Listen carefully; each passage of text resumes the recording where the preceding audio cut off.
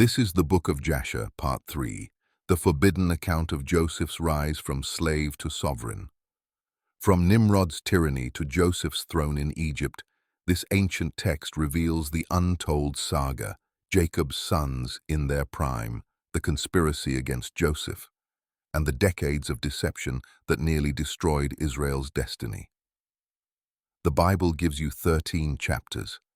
Jasher gives you the full epic, the jealousy, the betrayal, the supernatural dreams, and the divine orchestration behind every twist.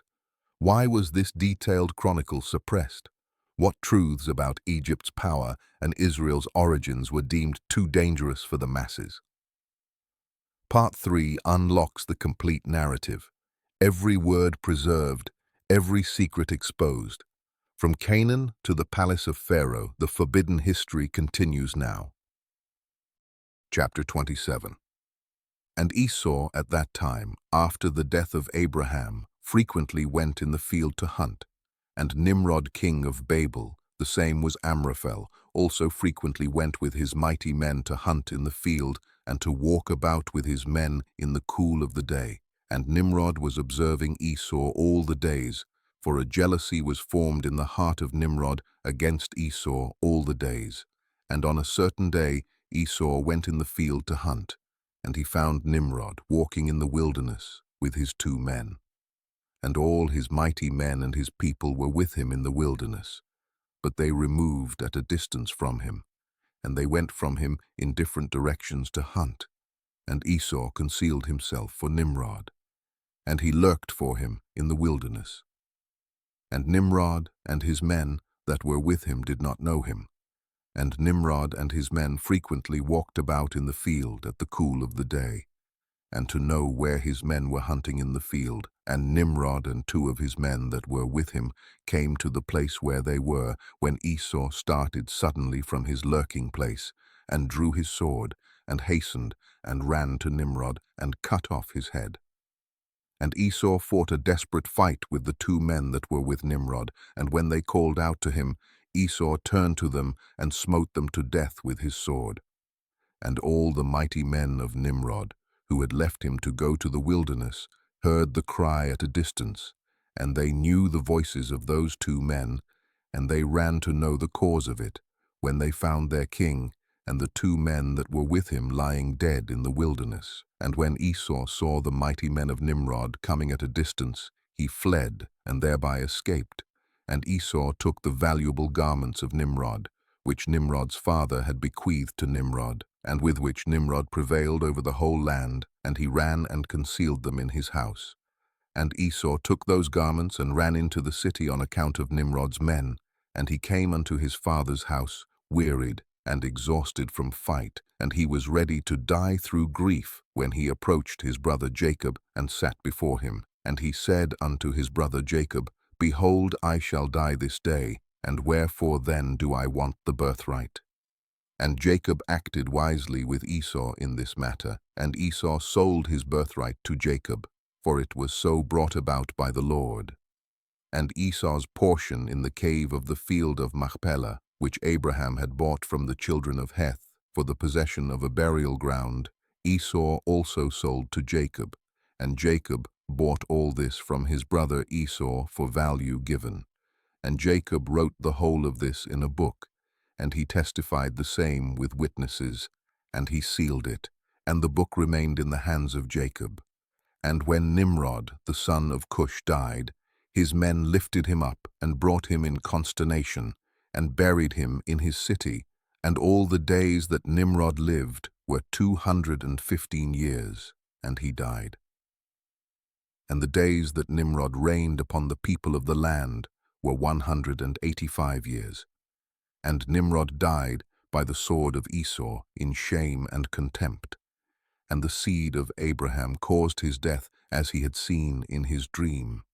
And at the death of Nimrod, his kingdom became divided into many divisions, and all those parts that Nimrod reigned over were restored to the respective kings of the land, who recovered them after the death of Nimrod, and all the people of the house of Nimrod were for a long time enslaved to all the other kings of the land.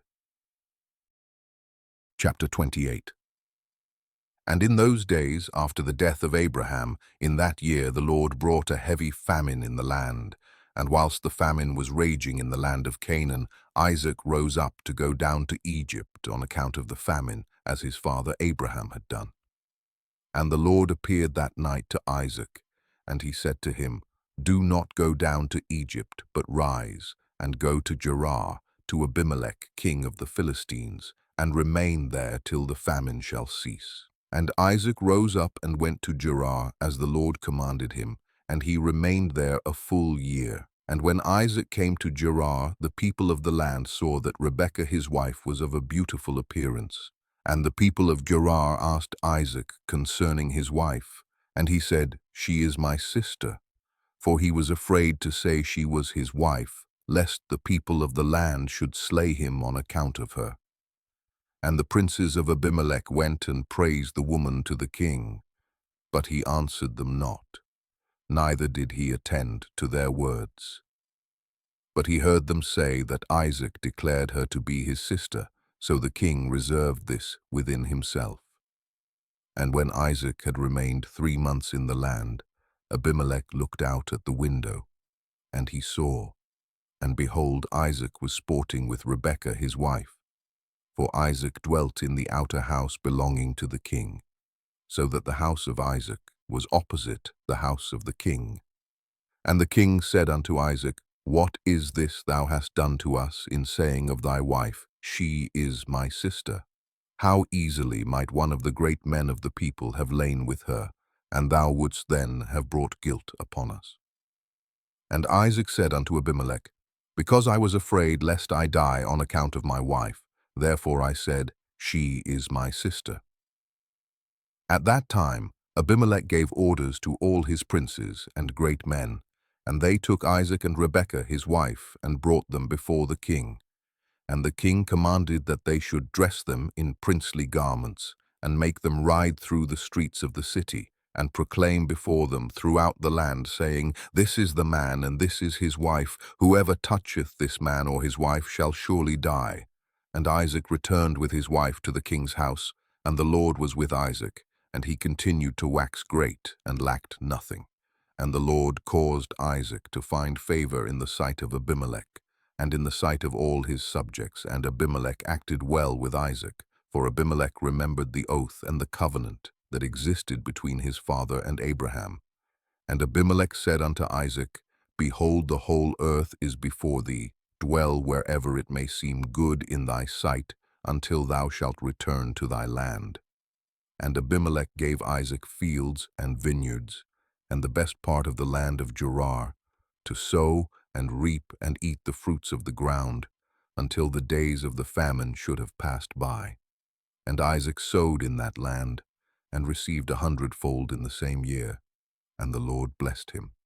And the man waxed great, and he had possession of flocks, and possession of herds, and great store of servants. And when the days of the famine had passed away, the Lord appeared to Isaac, and said unto him, "Rise up, go forth from this place, and return to thy land, to the land of Canaan." And Isaac rose up, and returned to Hebron, which is in the land of Canaan, he and all belonging to him, as the Lord commanded him. And after this, Shelach the son at Arpachshad died in that year, which is the 18th year of the lives of Jacob and Esau.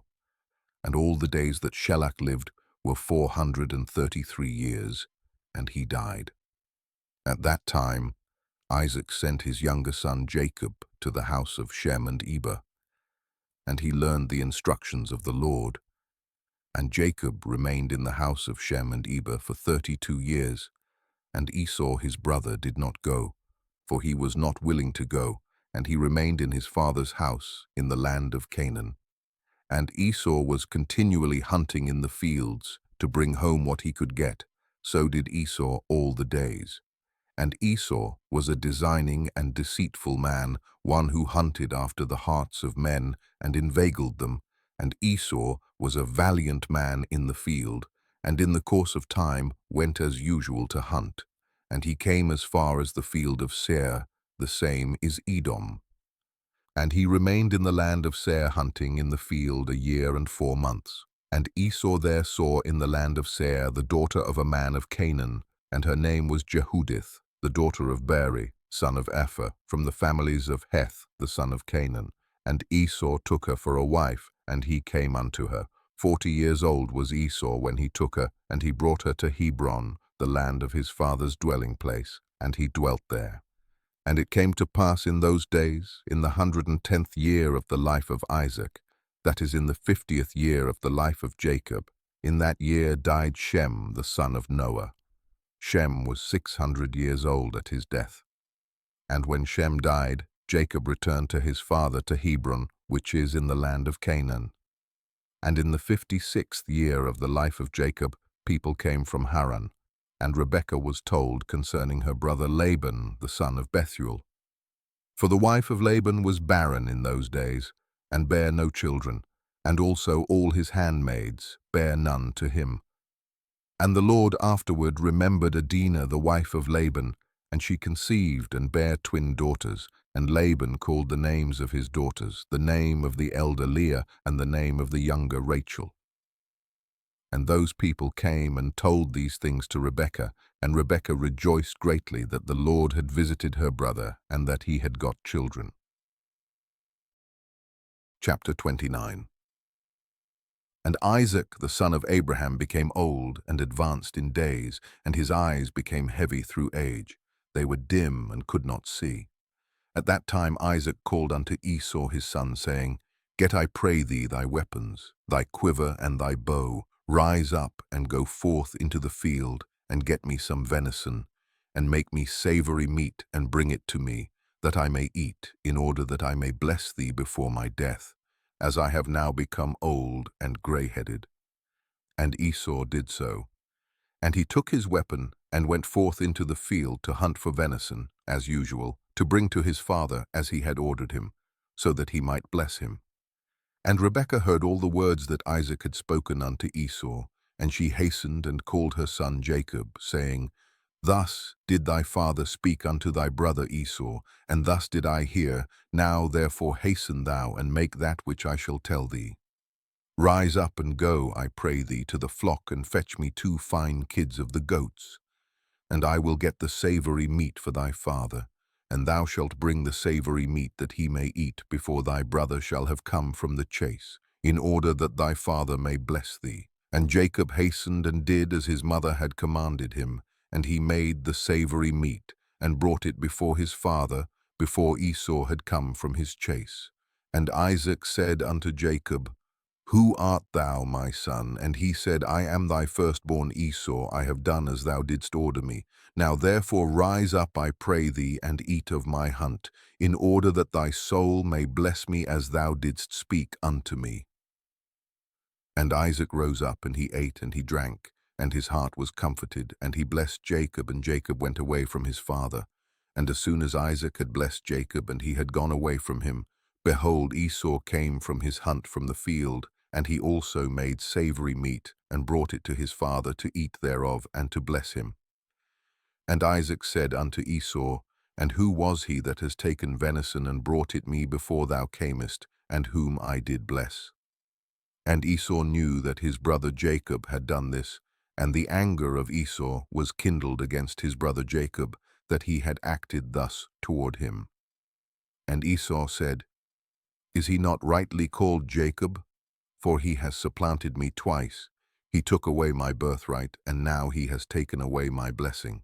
And Esau wept greatly. And when Isaac heard the voice of his son Esau weeping, Isaac said unto Esau, What can I do, my son? Thy brother came with subtlety, and took away thy blessing. And Esau hated his brother Jacob on account of the blessing that his father had given him, and his anger was greatly roused against him. And Jacob was very much afraid of his brother Esau. And he rose up and fled to the house of Eber the son of Shem, and he concealed himself there on account of his brother. And Jacob was 63 years old when he went forth from the land of Canaan from Hebron. And Jacob was concealed in Eber's house 14 years on account of his brother Esau. And he there continued to learn the ways of the Lord and his commandments. And when Esau saw that Jacob had fled and escaped from him, and that Jacob had cunningly obtained the blessing. Then Esau grieved exceedingly, and he was also vexed at his father and mother. And he also rose up and took his wife and went away from his father and mother to the land of Seir, and he dwelt there. And Esau saw there a woman from amongst the daughters of Heth, whose name was Bosmath, the daughter of Elon the Hittite, and he took her for a wife, in addition to his first wife. And Esau called her name Adah, saying the blessing had in that time passed from him. And Esau dwelt in the land of Seir 6 months without seeing his father and mother. And afterward Esau took his wives and rose up and returned to the land of Canaan. And Esau placed his 2 wives in his father's house in Hebron.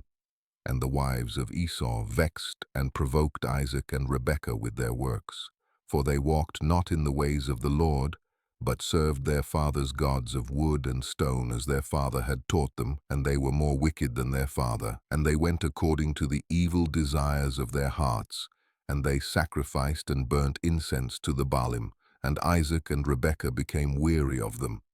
And Rebekah said, I am weary of my life because of the daughters of Heth. If Jacob take a wife of the daughters of Heth, such as these which are of the daughters of the land, what good then is life unto me? And in those days Adah the wife of Esau conceived and bare him a son, and Esau called the name of the son that was born unto him Eliphaz, and Esau was 65 years old when she bare him. And Ishmael the son of Abraham died in those days, in the 64th year of the life of Jacob, and all the days that Ishmael lived were 137 years, and he died. And when Isaac heard that Ishmael was dead, he mourned for him. And Isaac lamented over him many days. And at the end of 14 years of Jacob's residing in the house of Eber, Jacob desired to see his father and mother, and Jacob came to the house of his father and mother to Hebron. And Esau had in those days forgotten what Jacob had done to him in having taken the blessing from him in those days. And when Esau saw Jacob coming to his father and mother, he remembered what Jacob had done to him, and he was greatly incensed against him, and he sought to slay him. And Isaac the son of Abraham was old and advanced in days. And Esau said, Now my father's time is drawing nigh that he must die, and when he shall die I will slay my brother Jacob. And this was told to Rebekah, and she hastened and sent and called for Jacob her son. And she said unto him, Arise, go and flee to Haran to my brother Laban, and remain there for some time, until thy brother's anger be turned from thee, and then shalt thou come back. And Isaac called unto Jacob, and said unto him, Take not a wife from the daughters of Canaan, for thus did our father Abraham command us according to the word of the Lord which he had commanded him, saying, Unto thy seed will I give this land. If thy children keep my covenant that I have made with thee, then will I also perform to thy children that which I have spoken unto thee, and I will not forsake them. Now therefore, my son, hearken to my voice, to all that I shall command thee, and refrain from taking a wife from amongst the daughters of Canaan. Arise, go to Haran, to the house of Bethuel, thy mother's father, and take unto thee a wife from there, from the daughters of Laban, thy mother's brother. Therefore take heed, lest thou shouldst forget the Lord thy God, and all his ways in the land to which thou goest, and shouldst get connected with the people of the land, and pursue vanity, and forsake the Lord thy God. But when thou comest to the land, serve there the Lord. Do not turn to the right or to the left from the way which I commanded thee, and which thou didst learn. And may the Almighty God grant thee favor in the sight of the people of the earth, that thou mayest take there a wife according to thy choice, one who is good and upright in the ways of the Lord. And may God give unto thee and thy seed the blessing of thy father Abraham, and make thee fruitful and multiply thee, and mayest thou become a multitude of people in the land whither thou goest. And may God cause thee to return to this land, the land of thy father's dwelling, with children and with great riches, with joy and with pleasure. And Isaac finished commanding Jacob and blessing him, and he gave him many gifts, together with silver and gold, and he sent him away. And Jacob hearkened to his father and mother. He kissed them and arose and went to Padan Aram. And Jacob was 77 years old when he went out from the land of Canaan from Beersheba.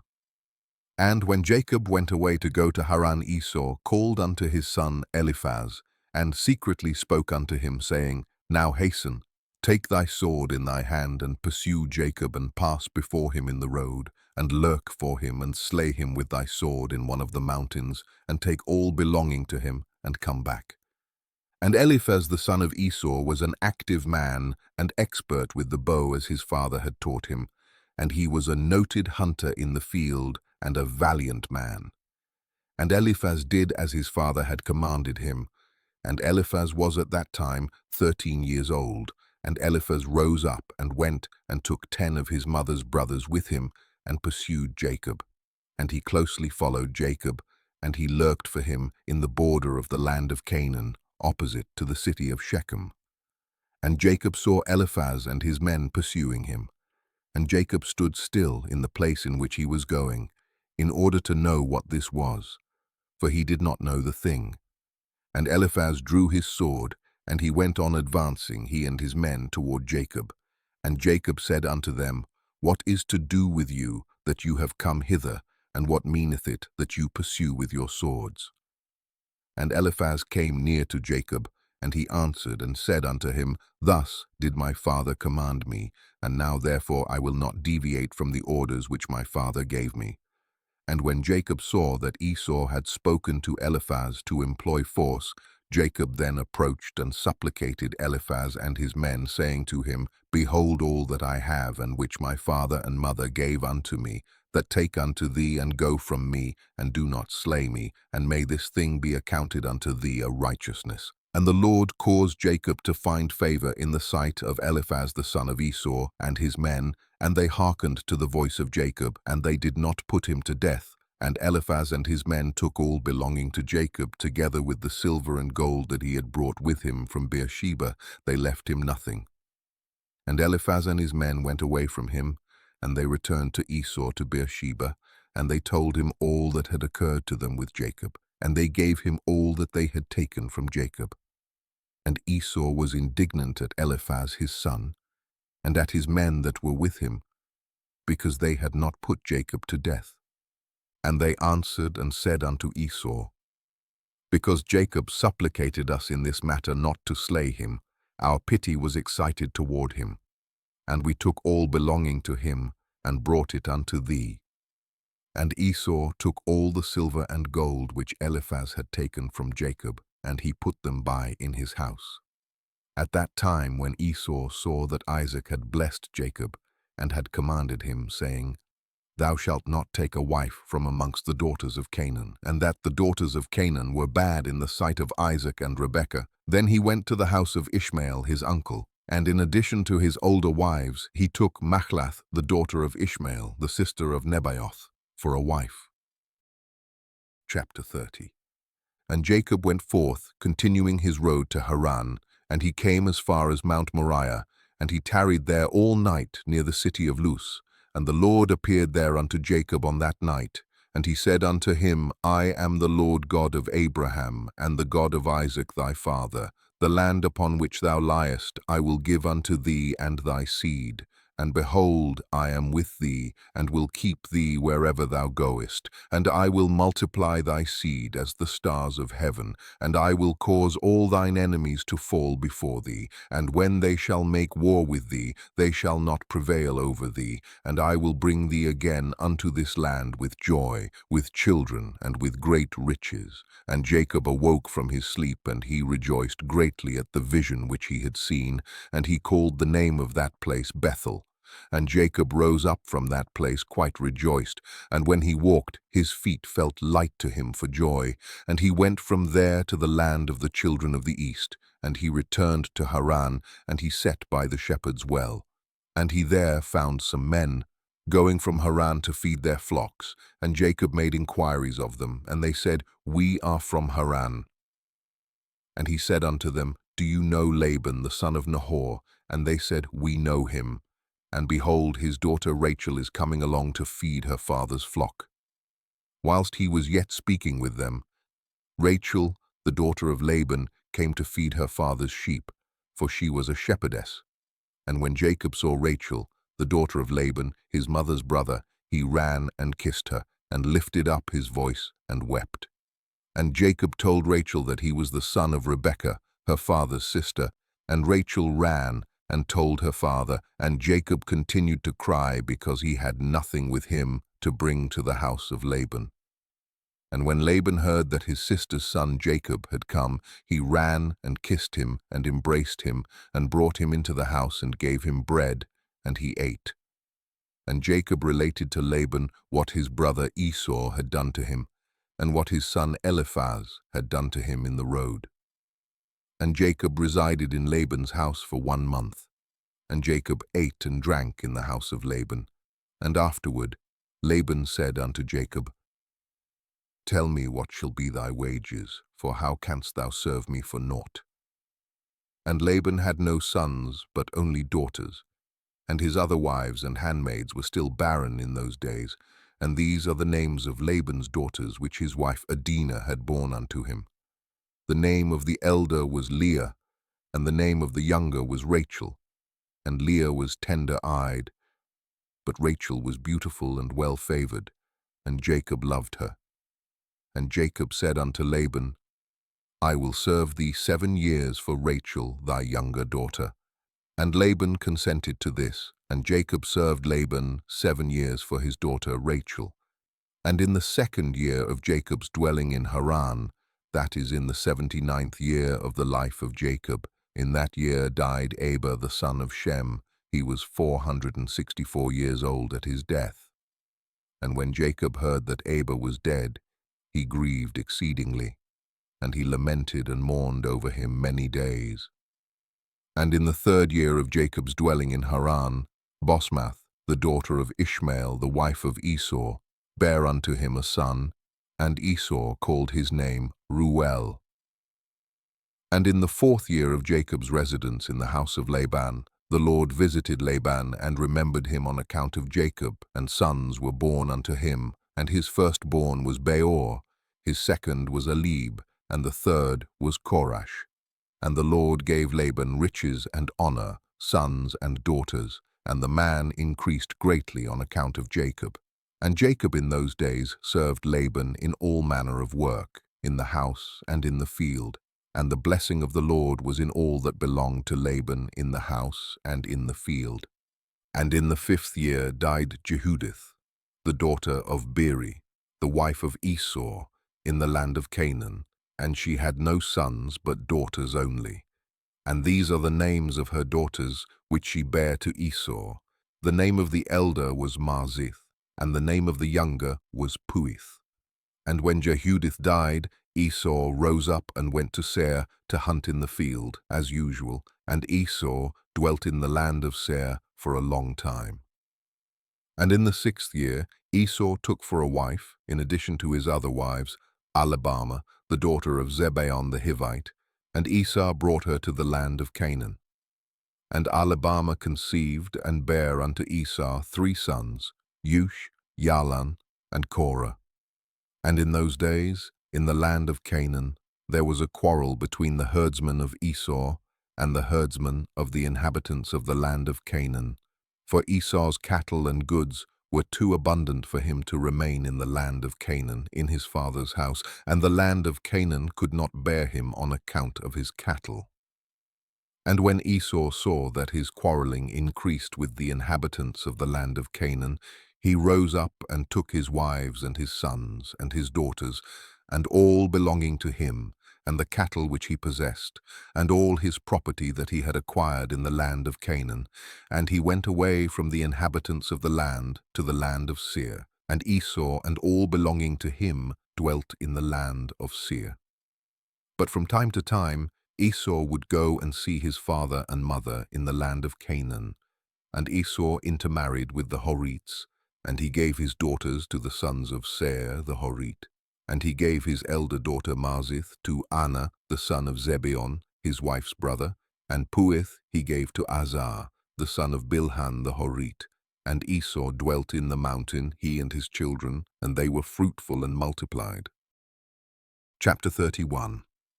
And in the 7th year Jacob's service which he served Laban was completed, and Jacob said unto Laban, Give me my wife, for the days of my service are fulfilled. And Laban did so, and Laban and Jacob assembled all the people of that place, and they made a feast. And in the evening Laban came to the house, and afterward Jacob came there with the people of the feast, and Laban extinguished all the lights that were there in the house. And Jacob said unto Laban, Wherefore dost thou do this thing unto us? And Laban answered, Such is our custom to act in this land. And afterward Laban took his daughter Leah, and he brought her to Jacob, and he came to her, and Jacob did not know that she was Leah. And Laban gave his daughter Leah his maid Zilpah for a handmaid. And all the people at the feast knew what Laban had done to Jacob, but they did not tell the thing to Jacob. And all the neighbors came that night to Jacob's house, and they ate and drank and rejoiced, and played before Leah upon timbrels and with dances, and they responded before Jacob, Hey Leah, Hey Leah. And Jacob heard their words but did not understand their meaning, but he thought such might be their custom in this land. And the neighbors spoke these words before Jacob during the night, and all the lights that were in the house Laban had that night extinguished. And in the morning, when daylight appeared, Jacob turned to his wife, and he saw, and behold, it was Leah that had been lying in his bosom. And Jacob said, Behold, now I know what the neighbors said last night. Leah, they said, and I knew it not. And Jacob called unto Laban, and said unto him, What is this that thou didst unto me? Surely I served thee for Rachel, and why didst thou deceive me, and didst give me Leah? And Laban answered Jacob, saying, Not so is it done in our place to give the younger before the elder now. Therefore, if thou desirest to take her sister likewise, take her unto thee for the service which thou wilt serve me for another 7 years. And Jacob did so, and he also took Rachel for a wife. And he served Laban 7 years more, and Jacob also came to Rachel, and he loved Rachel more than Leah. And Laban gave her his maid Bilhah for a handmaid. And when the Lord saw that Leah was hated, the Lord opened her womb, and she conceived and bare Jacob 4 sons in those days. And these are their names, Reuben, Simeon, Levi, and Judah, and she afterward left bearing. And at that time Rachel was barren, and she had no offspring. And Rachel envied her sister Leah. And when Rachel saw that she bare no children to Jacob, she took her handmaid Bilhah, and she bare Jacob 2 sons, Dan and Naphtali. And when Leah saw that she had left bearing, she also took her handmaid Zilpah, and she gave her to Jacob for a wife. And Jacob also came to Zilpah, and she also bare Jacob 2 sons, Gad and Asher. And Leah again conceived, and bare Jacob in those days 2 sons and 1 daughter, and these are their names, Issachar, Zebulun, and their sister Dinah. And Rachel was still barren in those days, and Rachel prayed unto the Lord at that time. And she said, O Lord God, remember me and visit me, I beseech thee, for now my husband will cast me off, for I have borne him no children. Now, O Lord God, hear my supplication before thee, and see my affliction, and give me children like one of the handmaids, that I may no more bear my reproach. And God heard her, and opened her womb, and Rachel conceived and bare a son. And she said, The Lord has taken away my reproach. And she called his name Joseph, saying, May the Lord add to me another son. And Jacob was 91 years old when she bare him. At that time Jacob's mother, Rebekah, sent her nurse Deborah, the daughter of Uz, and 2 of Isaac's servants unto Jacob. And they came to Jacob to Haran, and they said unto him, Rebekah has sent us to thee, that thou shalt return to thy father's house to the land of Canaan. And Jacob hearkened unto them in this which his mother had spoken. At that time the other 7 years which Jacob served Laban for Rachel were completed, and it was at the end of 14 years that he had dwelt in Haran, that Jacob said unto Laban, Give me my wives, and send me away, that I may go to my land. For behold, my mother did send unto me from the land at Canaan, that I should return to my father's house. And Laban said unto him, Not so, I pray thee. If I have found favor in thy sight, do not leave me. Appoint me thy wages, and I will give them, and remain with me. And Jacob said unto him, This is what thou shalt give me for wages, that I shall this day pass through all thy flock, and take away from them every lamb that is speckled and spotted, and such as are brown amongst the sheep, and amongst the goats. And if thou wilt do this thing for me, I will return and feed thy flock, and keep them as at first. And Laban did so, and Laban removed from his flock all that Jacob had said, and gave them to him. And Jacob placed all that he had removed from Laban's flock in the hands of his sons. And Jacob was feeding the remainder of Laban's flock. And when the servants of Isaac, which he had sent unto Jacob, saw that Jacob would not then return with them to the land of Canaan to his father, they then went away from him, and they returned home to the land of Canaan. And Deborah remained with Jacob in Haran, and she did not return with the servants of Isaac to the land of Canaan, and Deborah resided with Jacob's wives and children in Haran. And Jacob served Laban 6 years longer, and when the sheep brought forth, Jacob removed from them such as were speckled and spotted, as he had determined with Laban, and Jacob did so at Laban's for 6 years. And the man increased abundantly, and he had cattle and maidservants and menservants, camels and asses. And Jacob had 200 drove of cattle, and his cattle were of large size and of beautiful appearance, and were very productive, and all the families of the sons of men desired to get some of the cattle of Jacob, for they were exceedingly prosperous. And many of the sons of men came to procure some of Jacob's flock, and Jacob gave them a sheep for a manservant, or a maidservant, or for an ass, or a camel, or whatever Jacob desired from them they gave him. And Jacob obtained riches and honor and possessions by means of these transactions with the sons of men, and the children of Laban envied him of this honor. And in the course of time he heard the words of Laban's sons, saying, Jacob has taken away all that was our father's, and of that which was our father's has he acquired all this glory. And Jacob beheld the countenance of Laban and of his children, and behold, it was not toward him in those days as it had been before. And the Lord appeared to Jacob at the expiration of the 6 years, and said unto him, Arise, go forth out of this land, and return to the land of thy birthplace, and I will be with thee. And Jacob rose up at that time, and he mounted his children and wives and all belonging to him upon camels. And he went forth to go to the land of Canaan to his father Isaac. And Laban did not know that Jacob had gone from him, for Laban had been that day sheep shearing. And Rachel stole her father's images, and she took them, and she concealed them upon the camel upon which she sat, and she went on. And this is the manner of the images. In taking a man who is the firstborn and slaying him, and taking the hair off his head, and taking salt and salting the head, and anointing it in oil, then taking a small tablet of copper or a tablet of gold, and writing the name upon it, and placing the tablet under his tongue, and taking the head with the tablet under the tongue, and putting it in the house, and lighting up lights before it, and bowing down to it.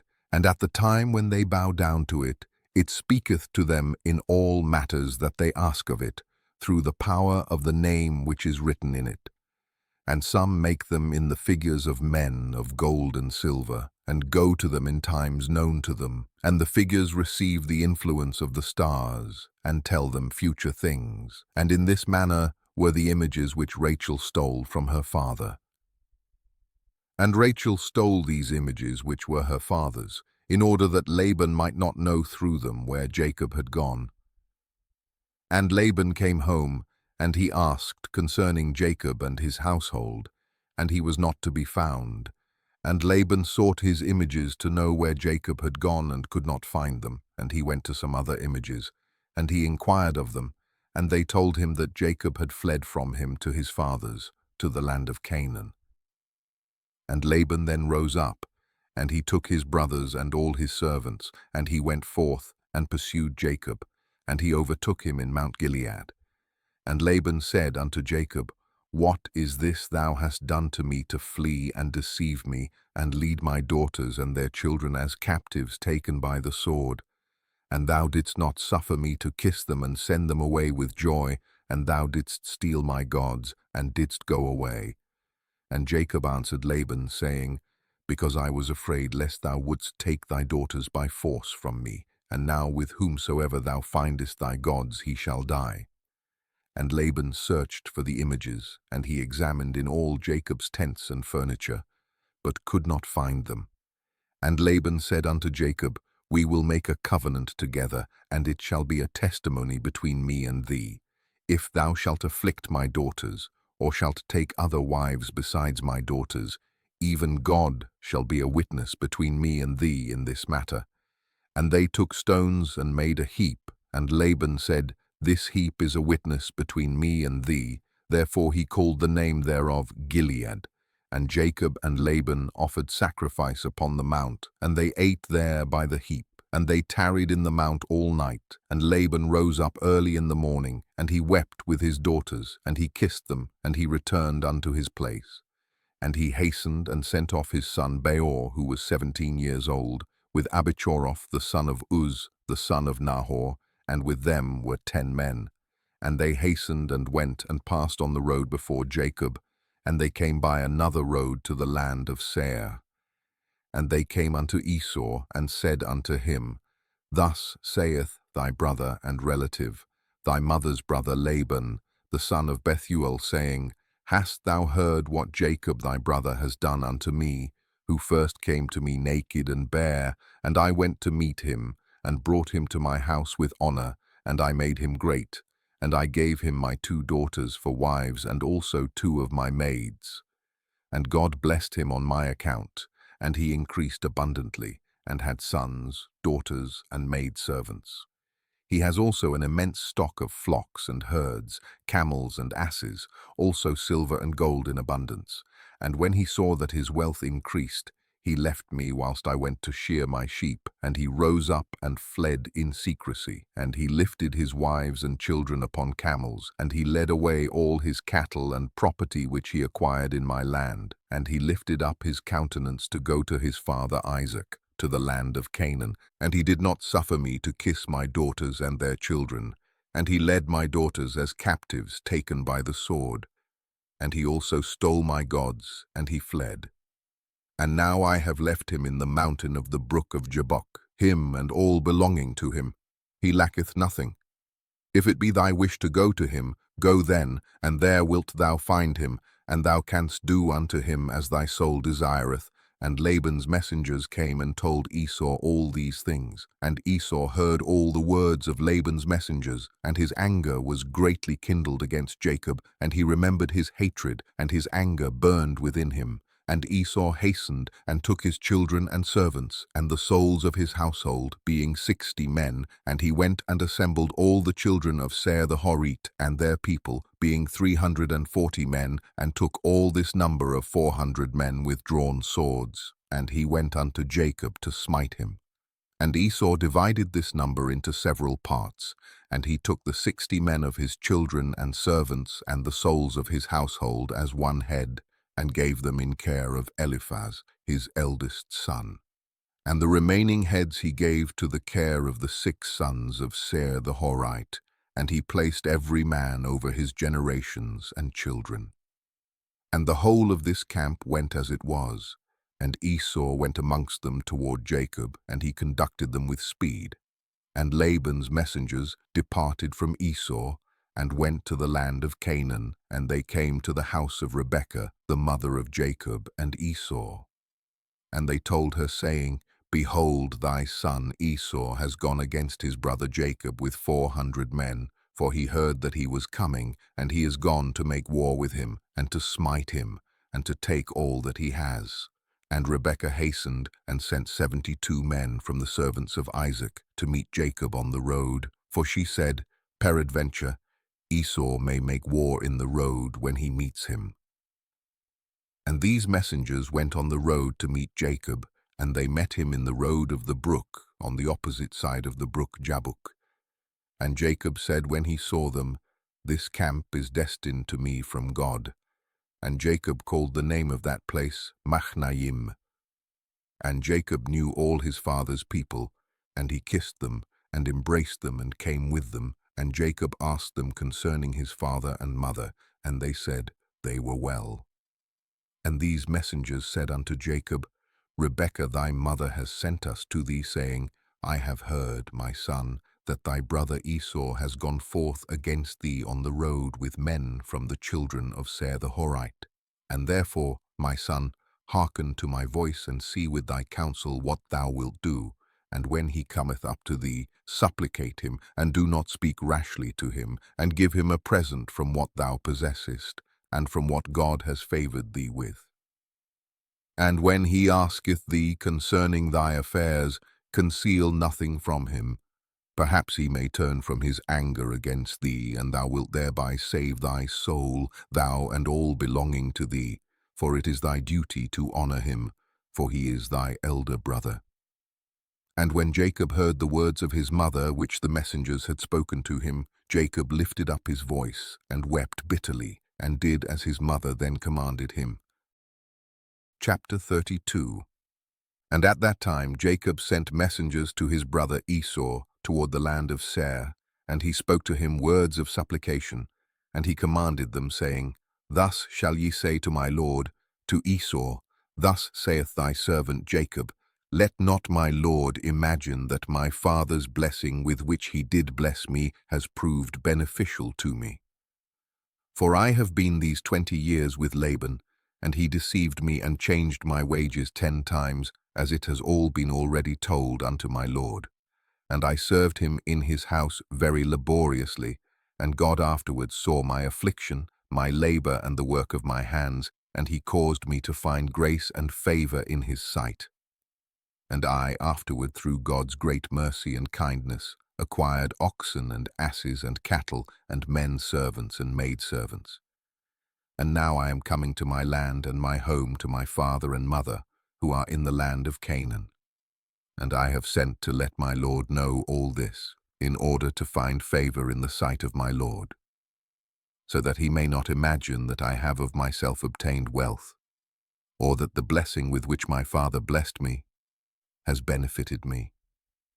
And those messengers went to Esau, and found him on the borders of the land of Edom, going toward Jacob. And 400 men of the children of Seir the Horite were standing with drawn swords. And the messengers of Jacob told Esau all the words that Jacob had spoken to them concerning Esau. And Esau answered them with pride and contempt, and said unto them, Surely I have heard, and truly it has been told unto me, what Jacob has done to Laban, who exalted him in his house, and gave him his daughters for wives. And he begat sons and daughters, and abundantly increased in wealth and riches in Laban's house through his means. And when he saw that his wealth was abundant, and his riches great, he fled with all belonging to him from Laban's house. And he led Laban's daughters away from the face of their father, as captives taken by the sword, without telling him of it. And not only to Laban has Jacob done thus, but also unto me has he done so, and has twice supplanted me, and shall I be silent? Now therefore I have this day come with my camps to meet him, and I will do unto him according to the desire of my heart. And the messengers returned and came to Jacob, and said unto him, We came to thy brother, to Esau, and we told him all thy words, and thus has he answered us. And behold, he cometh to meet thee with 400 men. Now then know and see what thou shalt do, and pray before God to deliver thee from him. And when he heard the words of his brother which he had spoken to the messengers of Jacob, Jacob was greatly afraid, and he was distressed. And Jacob prayed to the Lord his God, and he said, O Lord God of my fathers, Abraham and Isaac, thou didst say unto me when I went away from my father's house, saying, I am the Lord God of thy father Abraham, and the God of Isaac. unto thee do I give this land and thy seed after thee, and I will make thy seed as the stars of heaven, and thou shalt spread forth to the four sides of heaven, and in thee and in thy seed shall all the families of the earth be blessed. And thou didst establish thy words, and didst give unto me riches and children and cattle, as the utmost wishes of my heart didst thou give unto thy servant. Thou didst give unto me all that I asked from thee, so that I lacked nothing. And thou didst afterward say unto me, Return to thy parents and to thy birthplace, and I will still do well with thee. And now that I have come, and thou didst deliver me from Laban, I shall fall in the hands of Esau, who will slay me, yea, together with the mothers of my children. Now therefore, O Lord God, deliver me, I pray thee, also from the hands of my brother Esau, for I am greatly afraid of him. And if there is no righteousness in me, do it for the sake of Abraham and my father Isaac. For I know that through kindness and mercy have I acquired this wealth. Now therefore I beseech thee to deliver me this day with thy kindness, and to answer me. And Jacob ceased praying to the Lord, and he divided the people that were with him with the flocks and cattle into 2 camps, and he gave the half to the care of Damesek, the son of Eliezer, Abraham's servant, for a camp with his children, and the other half he gave to the care of his brother Elianus, the son of Eliezer, to be for a camp with his children. And he commanded them, saying, Keep yourselves at a distance with your camps, and do not come too near each other. And if Esau come to one camp and slay it, the other camp at a distance from it will escape him. And Jacob tarried there that night, and during the whole night he gave his servants instructions concerning the forces and his children. And the Lord heard the prayer of Jacob on that day, and the Lord then delivered Jacob from the hands of his brother Esau.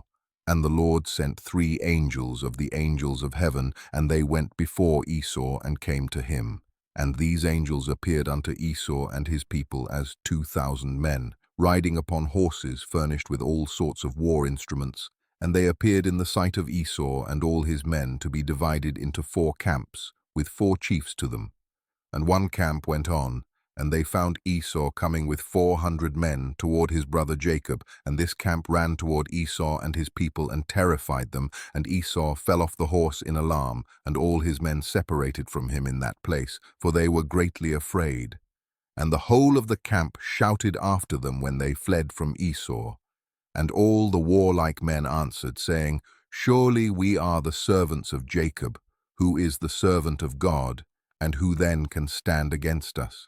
And Esau said unto them, O then, my lord and brother Jacob is your lord, whom I have not seen for these 20 years. And now that I have this day come to see him, do you treat me in this manner? And the angels answered him, saying, As the Lord liveth, were not Jacob, of whom thou speakest thy brother, we had not let one remaining from thee and thy people, but only on account of Jacob we will do nothing to them. And this camp passed from Esau and his men, and it went away. And Esau and his men had gone from them about a league when the second camp came toward him with all sorts of weapons. And they also did unto Esau and his men as the first camp had done to them. And when they had left it to go on, behold, the third camp came toward him, and they were all terrified. And Esau fell off the horse, and the whole camp cried out and said, Surely we are the servants of Jacob, who is the servant of God, and who can stand against us? And Esau again answered them, saying, O then, Jacob my lord, and your lord is my brother. And for 20 years I have not seen his countenance, and hearing this day that he was coming, I went this day to meet him. And do you treat me in this manner? And they answered him, and said unto him, As the Lord liveth, were not Jacob thy brother, as thou didst say, we had not left a remnant from thee and thy men, but on account of Jacob, of whom thou speakest, being thy brother, we will not meddle with thee or thy men. And the third camp also passed from them, and he still continued his road with his men toward Jacob, when the fourth camp came toward him, and they also did unto him and his men as the others had done. And when Esau beheld the evil which the 4 angels had done to him and to his men, he became greatly afraid of his brother Jacob, and he went to meet him in peace. And Esau concealed his hatred against Jacob, because he was afraid of his life, on account of his brother Jacob, and because he imagined that the 4 camps that he had lighted upon were Jacob's servants. And Jacob tarried that night with his servants in their camps. And he resolved with his servants to give unto Esau a present from all that he had with him, and from all his property. And Jacob rose up in the morning, he and his men, and they chose from amongst the cattle a present for Esau. And this is the amount of the present which Jacob chose from his flock to give unto his brother Esau. And he selected 240 head from the flocks, and he selected from the camels and asses 30 each, and of the herds he chose 50 kine. And he put them all in 10 droves, and he placed each sort by itself, and he delivered them into the hands of 10 of his servants, each drove by itself. And he commanded them, and said unto them, Keep yourselves at a distance from each other, and put a space between the droves. And when Esau and those who are with him shall meet you, and ask you, saying, Whose are you, and whither do you go, and to whom belongeth all this before you? You shall say unto them, We are the servants of Jacob, and we come to meet Esau in peace. And behold, Jacob cometh behind us. And that which is before us is a present sent from Jacob to his brother Esau. And if they shall say unto you, Why doth he delay behind you from coming to meet his brother and to see his face? Then you shall say unto them, Surely he cometh joyfully behind us to meet his brother. For he said, I will appease him with the present that goeth to him, and after this I will see his face. Peradventure he will accept of me. So the whole present passed on in the hands of his servants, and went before him on that day. And he lodged that night with his camps by the border of the Brook of Jabbok. And he rose up in the midst of the night, and he took his wives and his maid servants, and all belonging to him, and he that night passed them over the ford Jabbok. And when he passed all belonging to him over the brook, Jacob was left by himself, and a man met him, and he wrestled with him that night until the breaking of the day. And the hollow of Jacob's thigh was out of joint through wrestling with him. And at the break of day the man left Jacob there, and he blessed him and went away. And Jacob passed the brook at the break of day, and he halted upon his thigh. And the sun rose upon him when he had passed the brook, and he came up to the place of his cattle and children. And they went on till midday, and whilst they were going, the present was passing on before them. And Jacob lifted up his eyes and looked, and behold, Esau was at a distance, coming along with many men, about 400. And Jacob was greatly afraid of his brother. And Jacob hastened, and divided his children unto his wives and his handmaids, and his daughter Dinah he put in a chest, and delivered her into the hands of his servants. And he passed before his children and wives to meet his brother, and he bowed down to the ground. Yea, he bowed down 7 times until he approached his brother. And God caused Jacob to find grace and favor in the sight of Esau and his men, for God had heard the prayer of Jacob. And the fear of Jacob and his terror fell upon his brother Esau, for Esau was greatly afraid of Jacob for what the angels of God had done to Esau.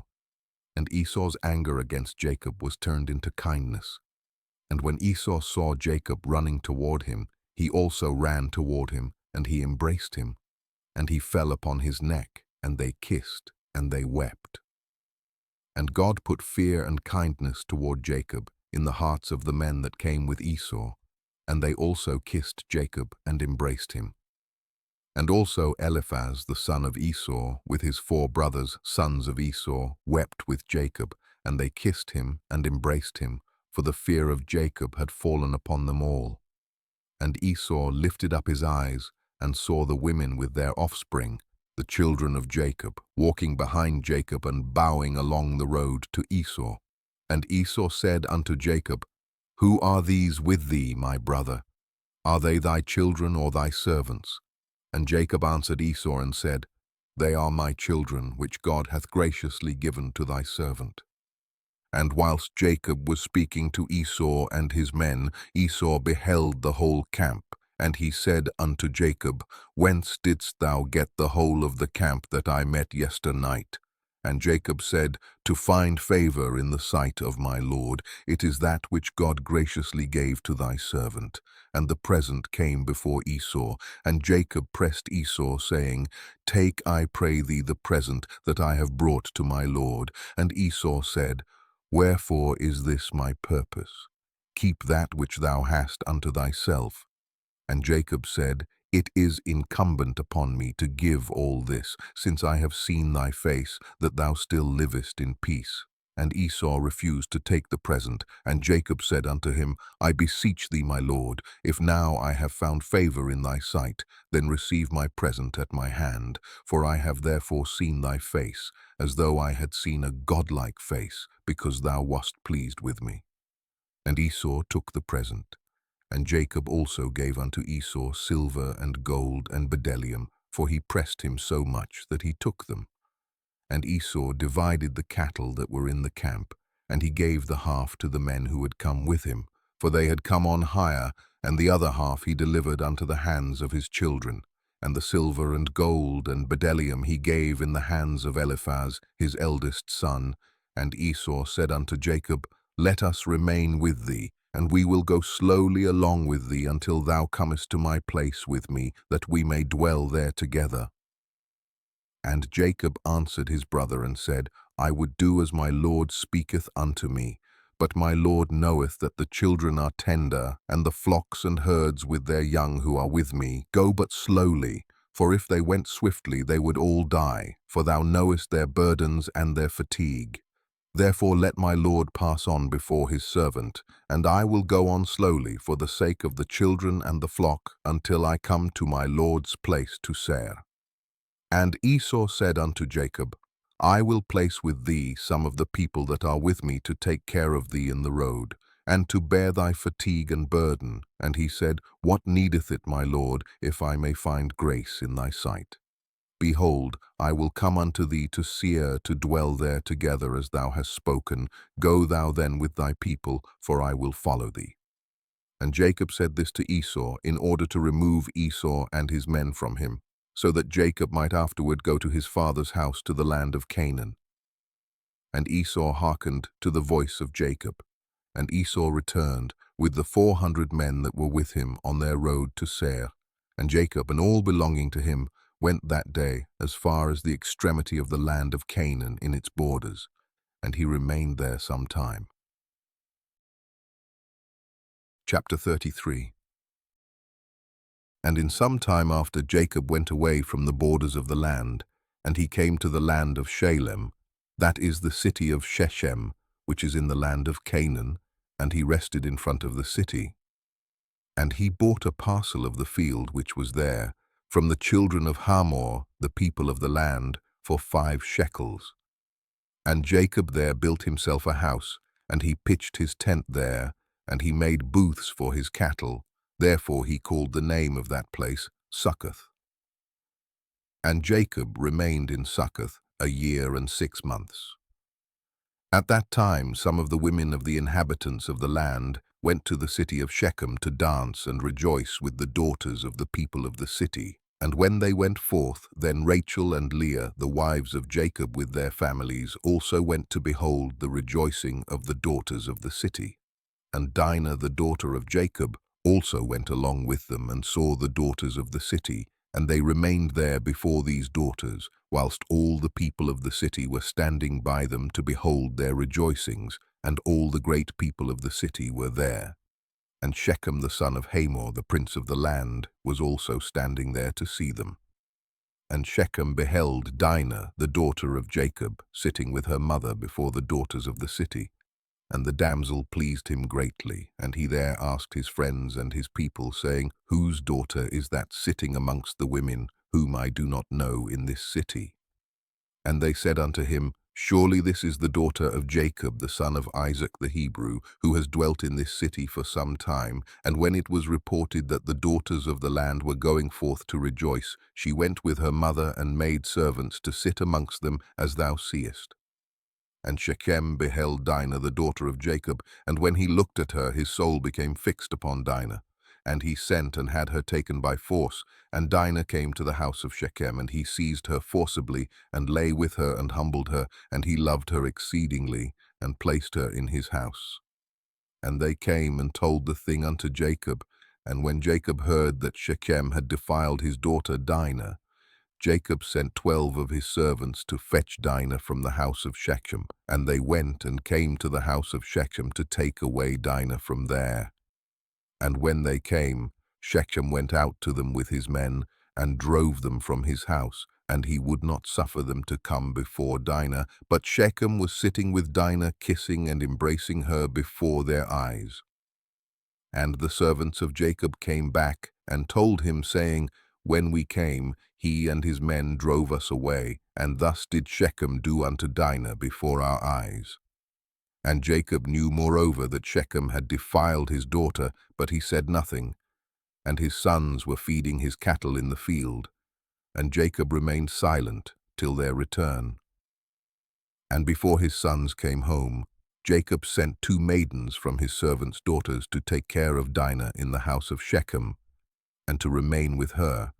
And Shechem sent 3 of his friends to his father, Hamor, the son of Chiddekem, the son of Pered, saying, Get me this damsel for a wife. And Hamor, the son of Chiddekem the Hivite, came to the house of Shechem his son, and he sat before him. And Hamor said unto his son, Shechem, is there then no woman amongst the daughters of thy people, that thou wilt take an Hebrew woman who is not of thy people? And Shechem said to him, Her only must thou get for me, for she is delightful in my sight. And Hamor did according to the word of his son, for he was greatly beloved by him. And Hamor went forth to Jacob to commune with him concerning this matter. And when he had gone from the house of his son Shechem, before he came to Jacob to speak unto him, behold, the sons of Jacob had come from the field, as soon as they heard the thing that Shechem the son of Hamor had done. And the men were very much grieved concerning their sister, and they all came home fired with anger before the time of gathering in their cattle. And they came and sat before their father, and they spoke unto him kindled with wrath, saying, Surely death is due to this man and to his household, because the Lord God of the whole earth commanded Noah and his children that man shall never rob, nor commit adultery. Now behold, Shechem has both ravaged and committed fornication with our sister, and not one of all the people of the city spoke a word to him. Surely thou knowest and understandest that the judgment of death is due to Shechem and to his father and to the whole city on account of the thing which he has done. And whilst they were speaking before their father in this matter, behold, Hamor, the father of Shechem, came to speak to Jacob the words of his son concerning Dinah, and he sat before Jacob and before his sons. And Hamor spoke unto them, saying, The soul of my son Shechem longeth for your daughter. I pray you give her unto him for a wife, and intermarry with us. Give us your daughters, and we will give you our daughters, and you shall dwell with us in our land, and we will be as one people in the land. For our land is very extensive, so dwell ye and trade therein, and get possessions in it, and do therein as you desire, and no one shall prevent you by saying a word to you. And Hamor ceased speaking unto Jacob and his sons. And behold, Shechem his son had come after him, and he sat before them. And Shechem spoke before Jacob and his sons, saying, May I find favor in your sight, that you will give me your daughter, and whatever you say unto me, that will I do for her. Ask me for abundance of dowry and gift, and I will give it, and whatever you shall say unto me, that will I do, and whoever he be that will rebel against your orders, he shall die. Only give me the damsel for a wife. And Simeon and Levi answered Hamor and Shechem his son deceitfully, saying, All you have spoken unto us we will do for you. And behold, our sister is in your house, but keep away from her until we send to our father Isaac concerning this matter, for we can do nothing without his consent. For he knoweth the ways of our father Abraham, and whatever he saith unto us we will tell you. We will conceal nothing from you. And Simeon and Levi spoke this unto Shechem and his father, in order to find a pretext, and to seek counsel what was to be done to Shechem and to his city in this matter. And when Shechem and his father heard the words of Simeon and Levi, it seemed good in their sight. And Shechem and his father came forth to go home. And when they had gone, the sons of Jacob said unto their father, saying, Behold, we know that death is due to these wicked ones and to their city, because they transgressed that which God had commanded unto Noah and his children and his seed after them. And also because Shechem did this thing to our sister Dinah in defiling her, for such vileness shall never be done amongst us. Now therefore know and see what you will do, and seek counsel and pretext what is to be done to them, in order to kill all the inhabitants of this city. And Simeon said to them, Here is a proper advice for you. Tell them to circumcise every male amongst them as we are circumcised. And if they do not wish to do this, we shall take our daughter from them and go away. And if they consent to do this, and will do it, then when they are sunk down with pain, we will attack them with our swords, as upon one who is quiet and peaceable, and we will slay every male person amongst them. And Simeon's advice pleased them. And Simeon and Levi resolved to do unto them as it was proposed. And on the next morning Shechem and Hamor his father came again unto Jacob and his sons to speak concerning Dinah, and to hear what answer the sons of Jacob would give to their words. And the sons of Jacob spoke deceitfully to them, saying, We told our father Isaac all your words, and your words pleased him. But he spoke unto us, saying, Thus did Abraham his father command him from God, the Lord of the whole earth, that any man who is not of his descendants, that should wish to take one of his daughters, shall cause every male belonging to him to be circumcised, as we are circumcised, and then we may give him our daughter for a wife. Now we have made known to you all our ways that our father spoke unto us, for we cannot do this of which you spoke unto us, to give our daughter to an uncircumcised man, for it is a disgrace to us. But herein will we consent to you, to give you our daughter, and we will also take unto ourselves your daughters, and will dwell amongst you and be one people as you have spoken, if you will hearken to us, and consent to be like us, to circumcise every male belonging to you as we are circumcised. And if you will not hearken unto us, to have every male circumcised as we are circumcised, as we have commanded, then we will come to you, and take our daughter from you, and go away. And Shechem and his father Hamor heard the words of the sons of Jacob, and the thing pleased them exceedingly. And Shechem and his father Hamor hastened to do the wishes of the sons of Jacob, for Shechem was very fond of Dinah, and his soul was riveted to her. And Shechem and his father Hamor hastened to the gate of the city, and they assembled all the men of their city, and spoke unto them the words of the sons of Jacob, saying, We came to these men, the sons of Jacob, and we spoke unto them concerning their daughter, and these men will consent to do according to our wishes. And behold, our land is of great extent for them, and they will dwell in it, and trade in it, and we shall be one people. We will take their daughters, and our daughters we will give unto them for wives. But only on this condition will these men consent to do this thing, that every male amongst us be circumcised as they are circumcised, as their God commanded them. And when we shall have done according to their instructions to be circumcised, then will they dwell amongst us, together with their cattle and possessions, and we shall be as one people with them. And when all the men of the city heard the words of Shechem and his father Hamor, then all the men of their city were agreeable to this proposal, and they obeyed to be circumcised. For Shechem and his father Hamor were greatly esteemed by them, being the princes of the land. And on the next day Shechem and Hamor his father rose up early in the morning, and they assembled all the men of their city into the middle of the city, and they called for the sons of Jacob, who circumcised every male belonging to them on that day and the next. And they circumcised Shechem and Hamor his father, and the 5 brothers of Shechem, and then everyone rose up and went home. For this thing was from the Lord against the city of Shechem, and from the Lord was Simeon's counsel in this matter, in order that the Lord might deliver the city of Shechem into the hands of Jacob's 2 sons.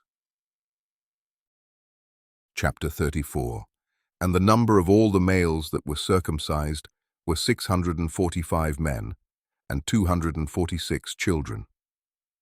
But Chiddekem, son of Pered, the father of Hamor, and his 6 brothers, would not listen unto Shechem and his father Hamor, and they would not be circumcised, for the proposal of the sons of Jacob was loathsome in their sight, and their anger was greatly roused at this, that the people of the city had not hearkened to them. And in the evening of the 2nd day they found 8 small children who had not been circumcised, for their mothers had concealed them from Shechem and his father Hamor, and from the men of the city. And Shechem and his father Hamor sent to have them brought before them to be circumcised, when Chiddekem and his 6 brothers sprang at them with their swords, and sought to slay them. And they sought to slay also Shechem and his father Hamor, and they sought to slay Dinah with them on account of this matter. And they said unto them, What is this thing that you have done? Are there no women amongst the daughters of your brethren the Canaanites, that you wish to take unto yourselves daughters of the Hebrews, whom ye knew not before, and will do this act which your fathers never commanded you? Do you imagine that you will succeed through this act which you have done? And what will you answer in this affair to your brethren the Canaanites, who will come tomorrow and ask you concerning this thing? And if your act shall not appear just and good in their sight, what will you do for your lives, and me for our lives, in your not having hearkened to our voices? And if the inhabitants of the land and all your brethren the children of Ham shall hear of your act, saying, On account of a Hebrew woman did Shechem and Hamor his father, and all the inhabitants of their city, do that with which they had been unacquainted, and which their ancestors never commanded them. Where then will you fly, or where conceal your shame, all your days before your brethren, the inhabitants of the land of Canaan? Now therefore we cannot bear up against this thing which you have done, neither can we be burdened with this yoke upon us, which our ancestors did not command us. Behold, tomorrow we will go and assemble all our brethren, the Canaanitish brethren who dwell in the land, and we will all come and smite you and all those who trust in you, that there shall not be a remnant left from you or them. And when Hamor and his son Shechem and all the people of the city heard the words of Chiddekem and his brothers, they were terribly afraid of their lives at their words, and they repented of what they had done. And Shechem and his father Hamor answered their father Chiddekem and his brethren, and they said unto them, All the words which you spoke unto us are true. Now do not say, nor imagine in your hearts, that on account of the love of the Hebrews we did this thing that our ancestors did not command us. But because we saw that it was not their intention and desire to accede to our wishes concerning their daughter as to our taking her, except on this condition, so we hearkened to their voices, and did this act which you saw, in order to obtain our desire from them. And when we shall have obtained our request from them, we will then return to them, and do unto them that which you say unto us. We beseech you then to wait and tarry until our flesh shall be healed, and we again become strong, and we will then go together against them, and do unto them that which is in your hearts and in ours. And Dinah the daughter of Jacob heard all these words which Chiddekem and his brothers had spoken, and what Hamor and his son Shechem and the people of their city had answered them. And she hastened and sent one of her maidens, that her father had sent to take care of her in the house of Shechem, to Jacob her father and to her brethren, saying, Thus did Chiddekem and his brothers advise concerning you, and thus did Hamor and Shechem and the people of the city answer them. And when Jacob heard these words, he was filled with wrath, and he was indignant at them, and his anger was kindled against them.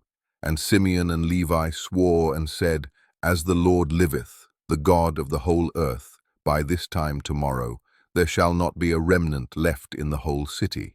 And 20 young men had concealed themselves, who were not circumcised. And these young men fought against Simeon and Levi, And Simeon and Levi killed 18 of them, and 2 fled from them and escaped to some lime pits that were in the city, and Simeon and Levi sought for them but could not find them. And Simeon and Levi continued to go about in the city, and they killed all the people of the city at the edge of the sword, and they left none remaining. And there was a great consternation in the midst of the city, and the cry of the people of the city ascended to heaven, and all the women and children cried aloud. And Simeon and Levi slew all the city. They left not a male remaining in the whole city. And they slew Hamor and Shechem his son at the edge of the sword, and they brought away Dinah from the house of Shechem, and they went from there. And the sons of Jacob went and returned, and came upon the slain, and spoiled all their property which was in the city and the field.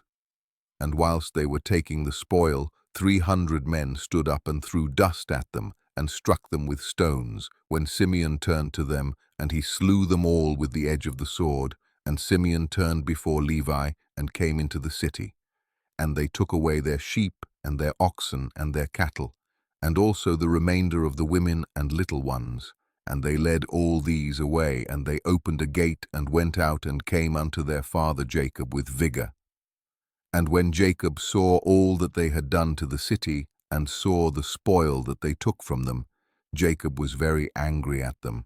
And Jacob said unto them, What is this that you have done to me? Behold, I obtained rest amongst the Canaanitish inhabitants of the land, and none of them meddled with me.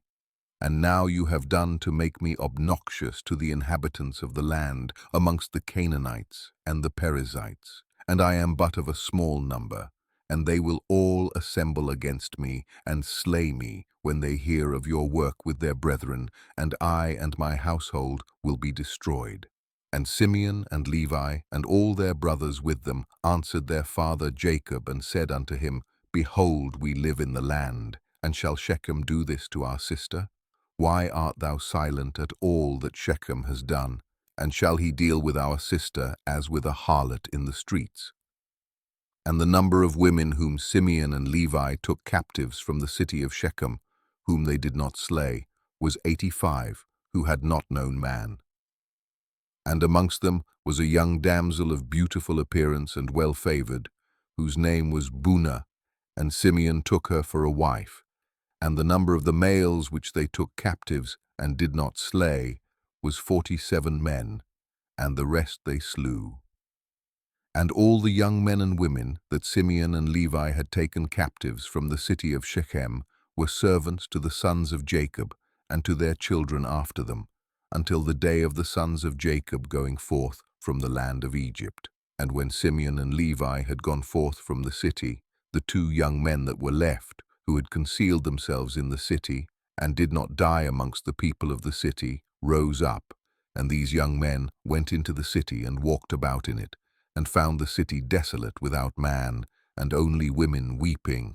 And these young men cried out and said, Behold, this is the evil which the sons of Jacob the Hebrew did to this city, in their having this day destroyed one of the Canaanitish cities, and were not afraid of their lives of all the land of Canaan. And these men left the city, and went to the city of Tapnach, and they came there, and told the inhabitants of Tapnach all that had befallen them, and all that the sons of Jacob had done to the city of Shechem. And the information reached Jashub king of Tapnach, and he sent men to the city of Shechem to see those young men. For the king did not believe them in this account, saying, How could 2 men lay waste such a large town as Shechem? And the messengers of Jashub came back and told him, saying, We came unto the city, and it is destroyed. There is not a man there, only weeping women. Neither is any flock or cattle there, for all that was in the city the sons of Jacob took away. And Jashub wondered at this, saying, How could 2 men do this thing, to destroy so large a city, and not one man able to stand against them? For the like has not been from the days of Nimrod, and not even from the remotest time has the like taken place. And Jashub, king of Tapnach, said to his people, Be courageous, and we will go and fight against these Hebrews, and do unto them as they did unto the city, and we will avenge the cause of the people of the city. And Jashub, king of Tapnach, consulted with his counselors about this matter, and his advisers said unto him, Alone thou wilt not prevail over the Hebrews, for they must be powerful to do this work to the whole city. If 2 of them laid waste the whole city, and no one stood against them, surely if thou wilt go against them, they will all rise against us and destroy us likewise. But if thou wilt send to all the kings that surround us, and let them come together, then we will go with them and fight against the sons of Jacob. Then wilt thou prevail against them. And Jashub heard the words of his counselors, and their words pleased him and his people, and he did so. And Jashub king of Tapnach sent to all the kings of the Amorites that surrounded Shechem and Tapnach, saying, Go up with me and assist me, and we will smite Jacob the Hebrew and all his sons, and destroy them from the earth. For thus did he do to the city of Shechem, and do you not know of it? And all the kings of the Amorites heard the evil that the sons of Jacob had done to the city of Shechem, and they were greatly astonished at them. And the 7 kings of the Amorites assembled with all their armies, about 10,000 men with drawn swords, and they came to fight against the sons of Jacob. And Jacob heard that the kings of the Amorites had assembled to fight against his sons, and Jacob was greatly afraid, and it distressed him. And Jacob exclaimed against Simeon and Levi, saying, What is this act that you did? Why have you injured me, to bring against me all the children of Canaan to destroy me and my household? For I was at rest, even I and my household, and you have done this thing to me, and provoked the inhabitants of the land against me by your proceedings. And Judah answered his father, saying, Was it for naught my brothers Simeon and Levi killed all the inhabitants of Shechem? Surely it was because Shechem had humbled our sister and transgressed the command of our God to Noah and his children, for Shechem took our sister away by force and committed adultery with her. And Shechem did all this evil, and not one of the inhabitants of his city interfered with him, to say, Why wilt thou do this? Surely for this my brothers went and smote the city, and the Lord delivered it into their hands, because its inhabitants had transgressed the commands of our God. Is it then for naught that they have done all this? And now why art thou afraid or distressed? And why art thou displeased at my brothers? And why is thine anger kindled against them? Surely our God, who delivered into their hand the city of Shechem and its people, he will also deliver into our hands all the Canaanitish kings who are coming against us, and we will do unto them as my brothers did unto Shechem. Now be tranquil about them, and cast away thy fears, but trust in the Lord our God, and pray unto him to assist us, and deliver our enemies into our hands. And Judah called to one of his father's servants, Go now, and see where those kings who are coming against us are situated with their armies. And the servant went, and looked far off, and went up opposite Mount Sihon, and saw all the camps of the kings standing in the fields. And he returned to Judah, and said, Behold, the kings are situated in the field with all their camps, a people exceedingly numerous, like unto the sand upon the seashore. And Judah said unto Simeon and Levi, and unto all his brothers, Strengthen yourselves, and be sons of valor, for the Lord our God is with us. Do not fear them. Stand forth each man, girt with his weapons of war, his bow and his sword, and we will go and fight against these uncircumcised men. The Lord is our God, he will save us.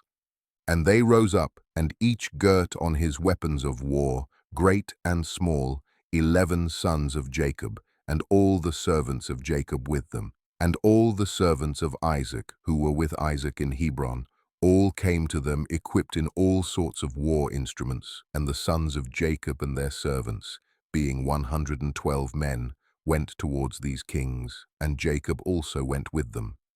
And the sons of Jacob sent unto their father Isaac, the son of Abraham, to Hebron, The same is Kiriath Arba, saying, Pray, we beseech thee, for us unto the Lord our God, to protect us from the hands of the Canaanites who are coming against us, and to deliver them into our hands.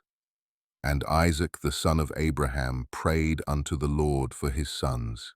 And he said, O Lord God, thou didst promise my father, saying, I will multiply thy seed as the stars of heaven, and thou didst also promise me, and establish thou thy word, now that the kings of Canaan are coming together to make war with my children, because they committed no violence. Now therefore, O Lord God, God of the whole earth, pervert, I pray thee, the counsel of these kings, that they may not fight against my sons, and impress the hearts of these kings and their people with the terror of my sons, and bring down their pride, and that they may turn away from my sons. And with thy strong hand and outstretched arm deliver my sons and their servants from them, for power and might are in thy hands to do all this. And the sons of Jacob and their servants went toward these kings, and they trusted in the Lord their God. And whilst they were going, Jacob their father also prayed unto the Lord, and said, O Lord God, powerful and exalted God, who has reigned from days of old, from thence till now and forever. Thou art he who stirreth up wars, and causeth them to cease. In thy hand are power and might to exalt and to bring down. O may my prayer be acceptable before thee, that thou mayest turn to me with thy mercies, to impress the hearts of these kings and their people with the terror of my sons, and terrify them and their camps, and with thy great kindness deliver all those that trust in thee. For it is thou who canst bring people under us, and reduce nations under our power. Chapter 35. And all the kings of the Amorites came and took their stand in the field to consult with their counselors what was to be done with the sons of Jacob. For they were still afraid of them, saying, Behold, 2 of them slew the whole of the city of Shechem. And the Lord heard the prayers of Isaac and Jacob, and he filled the hearts of all these kings' advisers with great fear and terror, that they unanimously exclaimed, Are you silly this day, or is there no understanding in you that you will fight with the Hebrews? And why will you take a delight in your own destruction this day? Behold, 2 of them came to the city of Shechem without fear or terror, and they killed all the inhabitants of the city, that no man stood up against them. And how will you be able to fight with them all? Surely you know that their God is exceedingly fond of them, and has done mighty things for them, such as have not been done from days of old, and amongst all the gods of nations there is none can do like unto his mighty deeds. Surely he delivered their father Abraham the Hebrew from the hand of Nimrod, and from the hand of all his people, who had many times sought to slay him. He delivered him also from the fire in which King Nimrod had cast him, and his God delivered him from it. And who else can do the like? Surely it was Abraham who slew the 5 kings of Elam, when they had touched his brother's son, who in those days dwelt in Sodom, and took his servant that was faithful in his house, and a few of his men. And they pursued the kings of Elam in one night, and killed them, and restored to his brother's son all his property which they had taken from him. And surely you know, the God of these Hebrews is much delighted with them, and they are also delighted with him, for they know that he delivered them from all their enemies. And behold, through his love toward his God, Abraham took his only and precious son, and intended to bring him up as a burnt offering to his God. And had it not been for God who prevented him from doing this, he would then have done it through his love to his God. And God saw all his works, and swore unto him, and promised him that he would deliver his sons and all his seed from every trouble that would befall them, because he had done this thing, and through his love to his God stifled his compassion for his child. And have you not heard what their God did to Pharaoh king of Egypt, and to Abimelech king of Gerar, through taking Abraham's wife, who said of her, She is my sister, lest they might slay him on account of her, and think of taking her for a wife? And God did unto them and their people all that you heard of. And behold, we ourselves saw with our eyes that Esau, the brother of Jacob, came to him with 400 men, with the intention of slaying him, for he called to mind that he had taken away from him his father's blessing. And he went to meet him when he came from Syria, to smite the mother with the children, and who delivered him from his hands, but his God in whom he trusted. He delivered him from the hand of his brother, and also from the hands of his enemies, and surely he again will protect them. Who does not know that it was their God who inspired them with strength to do to the town of Shechem the evil which you heard of? Could it then be with their own strength that two men could destroy such a large city as Shechem, had it not been for their God in whom they trusted? He said and did unto them all this to slay the inhabitants of the city in their city. And can you then prevail over them who have come forth together from your city to fight with the whole of them, even if 1,000 times as many more should come to your assistance? Surely you know and understand that you do not come to fight with them, but you come to war with their God who made choice of them, and you have therefore all come this day to be destroyed. Now therefore refrain from this evil which you are endeavoring to bring upon yourselves, and it will be better for you not to go to battle with them, although they are but few in numbers, because their God is with them. And when the kings of the Amorites heard all the words of their advisers, their hearts were filled with terror, and they were afraid of the sons of Jacob, and would not fight against them. And they inclined their ears to the words of their advisers, and they listened to all their words, and the words of the counselors greatly pleased the kings, and they did so. And the kings turned and refrained from the sons of Jacob, for they durst not approach them to make war with them, for they were greatly afraid of them, and their hearts melted within them from their fear of them. For this proceeded from the Lord to them, for he heard the prayers of his servants Isaac and Jacob, for they trusted in him. And all these kings returned with their camps on that day, each to his own city, and they did not at that time fight with the sons of Jacob. And the sons of Jacob kept their station that day till evening opposite Mount Sihon, and seeing that these kings did not come to fight against them, the sons of Jacob returned home. Chapter 36. At that time the Lord appeared unto Jacob, saying, Arise, go to Bethel, and remain there, and make there an altar to the Lord who appeareth unto thee, who delivered thee and thy sons from affliction. And Jacob rose up with his sons and all belonging to him, and they went and came to Bethel according to the word of the Lord. And Jacob was 99 years old when he went up to Bethel, and Jacob and his sons and all the people that were with him remained in Bethel in Luz, and he there built an altar to the Lord who appeared unto him, and Jacob and his sons remained in Bethel 6 months. At that time died Deborah, the daughter of Uz, the nurse of Rebekah, who had been with Jacob, and Jacob buried her beneath Bethel under an oak that was there. And Rebekah, the daughter of Bethuel, the mother of Jacob, also died at that time in Hebron, the same is Kiriath Arba, and she was buried in the cave of Machpelah, which Abraham had bought from the children of Heth. And the life of Rebekah was 133 years, and she died. And when Jacob heard that his mother Rebekah was dead, he wept bitterly for his mother, and made a great mourning for her, and for Deborah her nurse beneath the oak, and he called the name of that place Allon Bacuth. And Laban the Syrian died in those days, for God smote him because he transgressed the covenant that existed between him and Jacob. And Jacob was 100 years old when the Lord appeared unto him, and blessed him, and called his name Israel, and Rachel the wife of Jacob conceived in those days. And at that time Jacob and all belonging to him journeyed from Bethel to go to his father's house, to Hebron.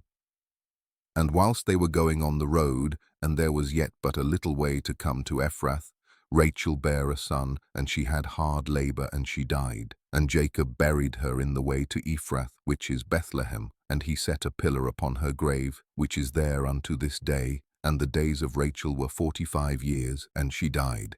And Jacob called the name of his son that was born to him, which Rachel bare unto him, Benjamin, for he was born to him in the land on the right hand.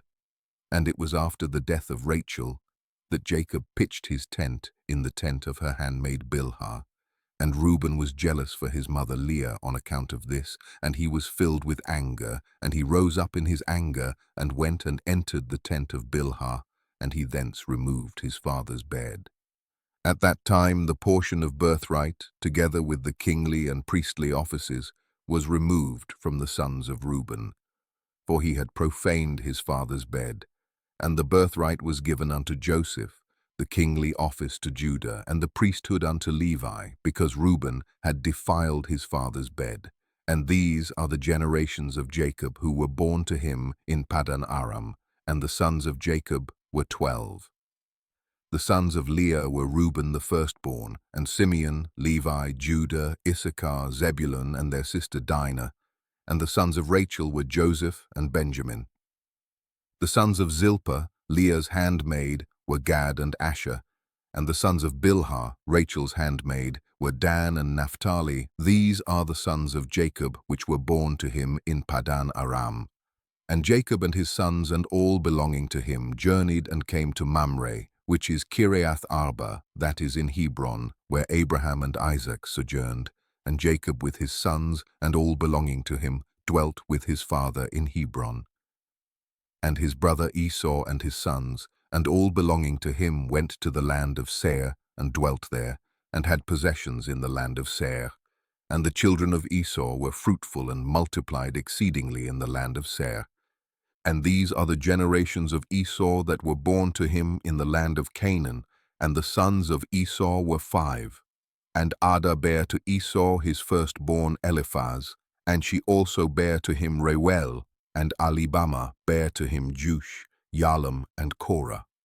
These are the children of Esau who were born to him in the land of Canaan. And the sons of Eliphaz, the son of Esau, were Teman, Omar, Zepho, Gatam, Kenaz, and Amaleks.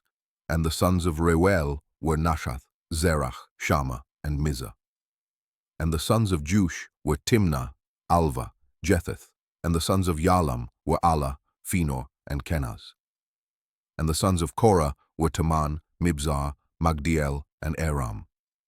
These are the families of the sons of Esau according to their dukedoms in the land of Seir. And these are the names of the sons of Seir the Horite, inhabitants of the land of Seir: Lotan, Shobal, Zibeon, Anah, Dishan, Ezer, and Dishon, being 7 sons.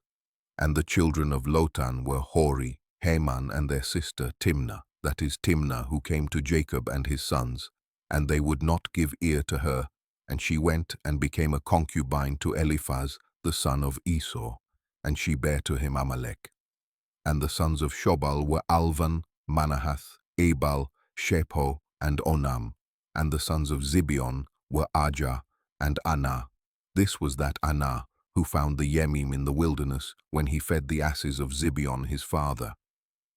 And whilst he was feeding his father's asses, he led them to the wilderness at different times to feed them.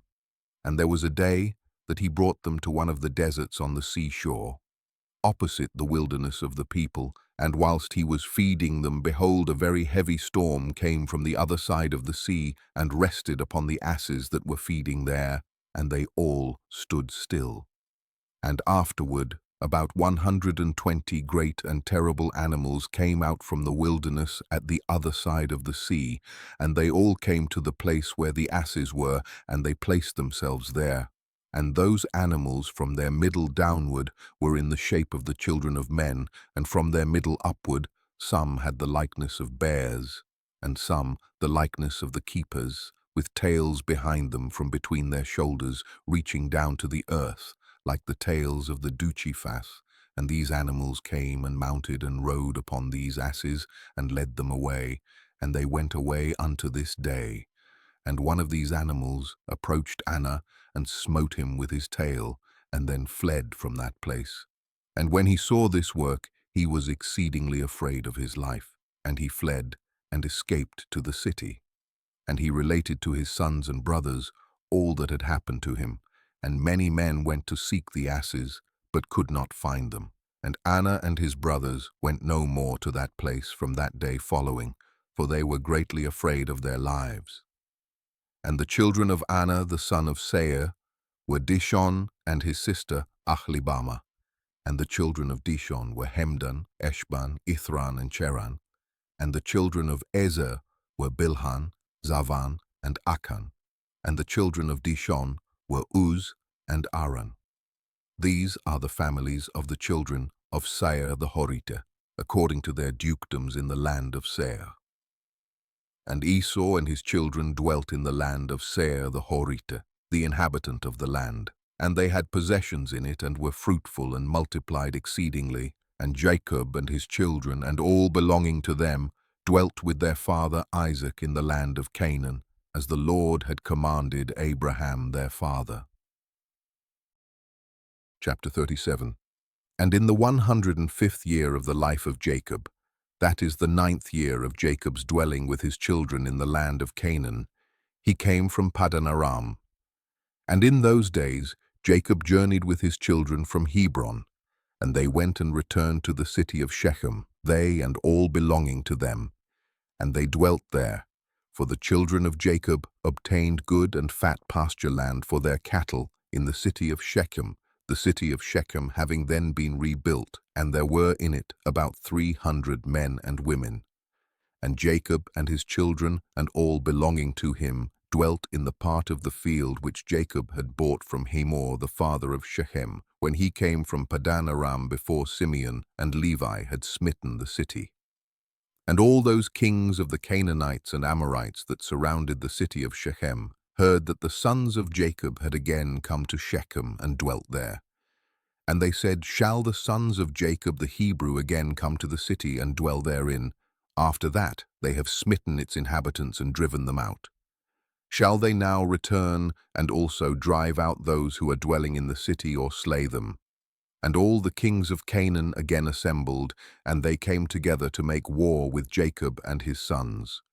And Jashub king of Tapnach sent also to all his neighboring kings, to Elan king of Gash, and to Ihuri king of Shiloh, and to Parathon king of Chazar, and to Susi king of Sarton, and to Laban king of Bethchorin, and to Shabir king of Othnaimah, saying, Come up to me and assist me, and let us smite Jacob the Hebrew and his sons, and all belonging to him, for they are again come to Shechem to possess it, and to slay its inhabitants as before. And all these kings assembled together, and came with all their camps, a people exceedingly plentiful like the sand upon the seashore, and they were all opposite to Tapnach.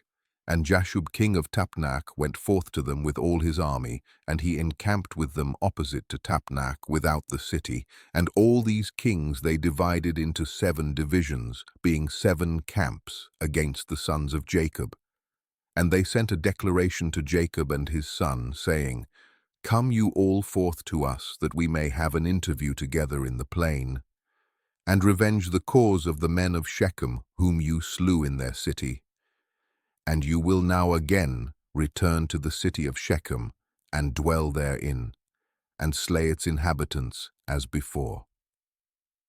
And the sons of Jacob heard this, and their anger was kindled exceedingly at the words of the kings of Canaan. And 10 of the sons of Jacob hastened and rose up, and each of them girt on his weapons of war.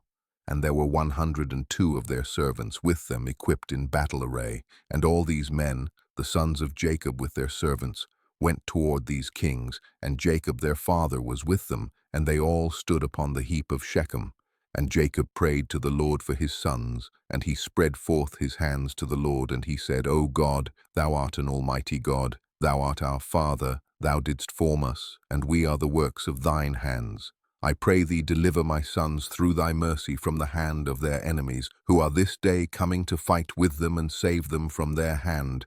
For in thy hand is power and might, to save the few from the many. And give unto my sons, thy servants, strength of heart and might, to fight with their enemies, to subdue them, and make their enemies fall before them. And let not my sons and their servants die through the hands of the children of Canaan. But if it seemeth good in thine eyes to take away the lives of my sons and their servants, take them in thy great mercy through the hands of thy ministers, that they may not perish this day by the hands of the kings of the Amorites.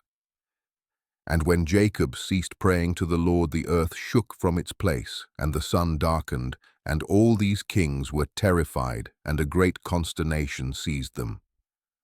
And the Lord hearkened to the prayer of Jacob, and the Lord impressed the hearts of all the kings and their hosts with the terror and awe of the sons of Jacob. For the Lord caused them to hear the voice of chariots, and the voice of mighty horses from the sons of Jacob, and the voice of a great army accompanying them. And these kings were seized with great terror at the sons of Jacob, and whilst they were standing in their quarters, behold, the sons of Jacob advanced upon them with 112 men, with a great and tremendous shouting. And when the kings saw the sons of Jacob advancing toward them, they were still more panic-struck, and they were inclined to retreat from before the sons of Jacob as at first, and not to fight with them. But they did not retreat, saying, "It would be a disgrace to us thus twice to retreat from before the Hebrews." And the sons of Jacob came near, and advanced against all these kings and their armies. And they saw, and behold, it was a very mighty people, numerous as the sand of the sea. And the sons of Jacob called unto the Lord, and said, "Help us, O Lord, help us and answer us. For we trust in thee, and let us not die by the hands of these uncircumcised men, who this day have come against us." And the sons of Jacob girt on their weapons of war, and they took in their hands, each man his shield and his javelin, and they approached to battle. And Judah, the son of Jacob, ran first before his brethren, and 10 of his servants with him, and he went toward these kings. And Jashub, king of Tapnach, also came forth first with his army before Judah. And Judah saw Jashub and his army coming toward him, and Judah's wrath was kindled, and his anger burned within him, and he approached to battle, in which Judah ventured his life. And Jashub and all his army were advancing toward Judah, and he was riding upon a very strong and powerful horse. And Jashub was a very valiant man, and covered with iron and brass from head to foot. And whilst he was upon the horse, he shot arrows with both hands from before and behind, as was his manner in all his battles, and he never missed the place to which he aimed his arrows. And when Jashub came to fight with Judah, and was darting many arrows against Judah, the Lord bound the hand of Jashub, and all the arrows that he shot rebounded upon his own men. And notwithstanding this, Jashub kept advancing toward Judah to challenge him with the arrows. But the distance between them was about 30 cubits. And when Judah saw Jashub darting forth his arrows against him, he ran to him with his wrath-excited might. And Judah took up a large stone from the ground, and its weight was 60 shekels. And Judah ran toward Jashub, and with the stone struck him on his shield, that Jashub was stunned with the blow, and fell off from his horse to the ground. And the shield burst asunder out of the hand of Jashub, and through the force of the blow sprang to the distance of about 15 cubits, and the shield fell before the second camp. And the kings that came with Jashub saw at a distance the strength of Judah, the son of Jacob, and what he had done to Jashub, and they were terribly afraid of Judah. And they assembled near Jashub's camp, seeing his confusion, and Judah drew his sword and smote 42 men of the camp of Jashub, and the whole of Jashub's camp fled before Judah, and no man stood against him. And they left Jashub and fled from him, and Jashub was still prostrate upon the ground. And Jashub, seeing that all the men of his camp had fled from him, hastened and rose up with terror against Judah, and stood upon his legs opposite Judah. And Jashub had a single combat with Judah, placing shield toward shield, and Jashub's men all fled, for they were greatly afraid of Judah. And Jashub took his spear in his hand to strike Judah upon his head, but Judah had quickly placed his shield to his head against Jashub's spear, so that the shield of Judah received the blow from Jashub's spear, and the shield was split in two.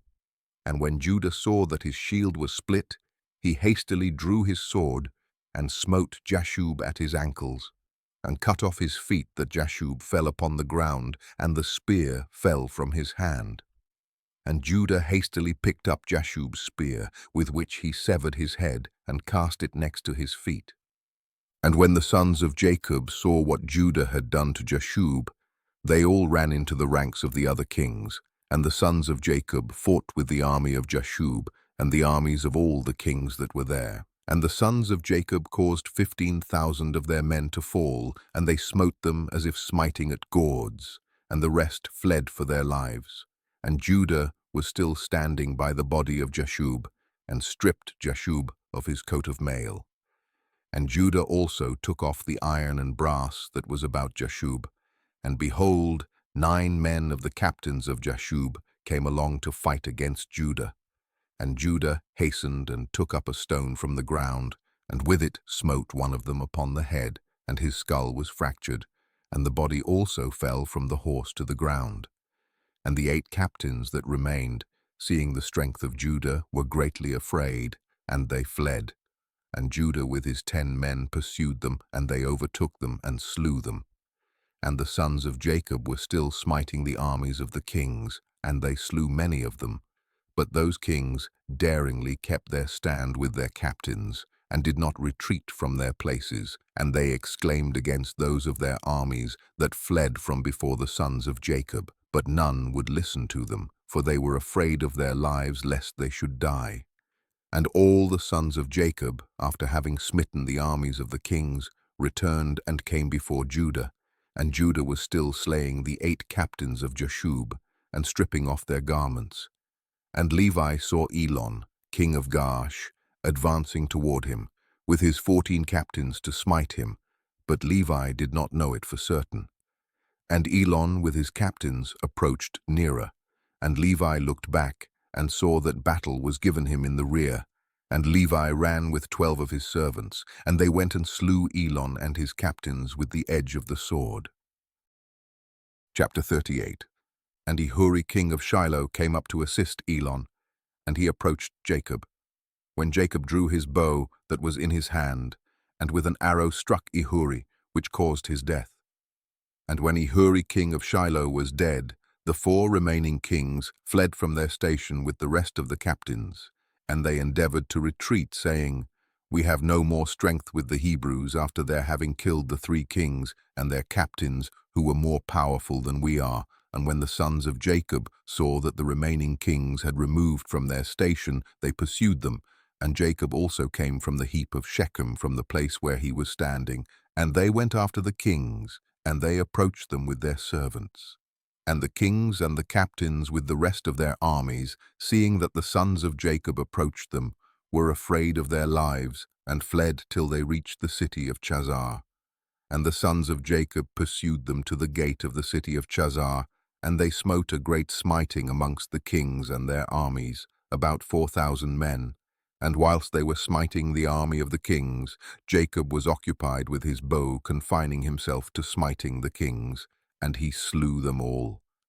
And he slew Parathon king of Chazar at the gate of the city of Chazar, and he afterwards smote Suzi king of Sarton, and Laban king of Bethchorin, and Shabir king of Machnima, and he slew them all with arrows, an arrow to each of them, and they died. And the sons of Jacob, seeing that all the kings were dead, and that they were broken up and retreating, continued to carry on the battle with the armies of the kings opposite the gate of Chazar, and they still smote about 400 of their men, and 3 men of the servants of Jacob fell in that battle. And when Judah saw that 3 of his servants had died, it grieved him greatly, and his anger burned within him against the Amorites. And all the men that remained of the armies of the kings were greatly afraid of their lives. And they ran and broke the gate of the walls of the city of Chazar, and they all entered the city for safety. And they concealed themselves in the midst of the city of Chazar, for the city of Chazar was very large and extensive. And when all these armies had entered the city, the sons of Jacob ran after them to the city. And 4 mighty men, experienced in battle, went forth from the city, and stood against the entrance of the city, with drawn swords and spears in their hands, and they placed themselves opposite the sons of Jacob, and would not suffer them to enter the city. And Naphtali ran and came between them, and with his sword smote 2 of them, and cut off their heads at one stroke. And he turned to the other 2, and behold, they had fled. And he pursued them, overtook them, smote them, and slew them. And the sons of Jacob came to the city and saw, and behold, there was another wall to the city. And they sought for the gate of the wall and could not find it. And Judah sprang upon the top of the wall, and Simeon and Levi followed him, and they all three descended from the wall into the city. And Simeon and Levi slew all the men who ran for safety into the city, and also the inhabitants of the city with their wives and little ones they slew with the edge of the sword, and the cries of the city ascended up to heaven. And Dan and Naphtali sprang upon the wall to see what caused the noise of lamentation, for the sons of Jacob felt anxious about their brothers. And they heard the inhabitants of the city speaking with weeping and supplications, saying, "Take all that we possess in the city and go away, only do not put us to death." And when Judah, Simeon, and Levi had ceased smiting the inhabitants of the city, they ascended the wall and called to Dan and Naphtali, who were upon the wall, and to the rest of their brothers, and Simeon and Levi informed them of the entrance into the city. And all the sons of Jacob came to fetch the spoil. And the sons of Jacob took the spoil of the city of Chazar, the flocks and herds, and the property, and they took all that could be captured, and went away that day from the city. And on the next day the sons of Jacob went to Sarton, for they heard that the men of Sarton who had remained in the city were assembling to fight with them for having slain their king. And Sarton was a very high and fortified city, and it had a deep rampart surrounding the city.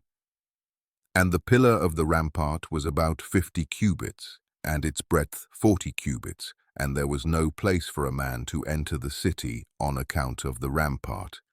And the sons of Jacob saw the rampart of the city, and they sought an entrance in it, but could not find it.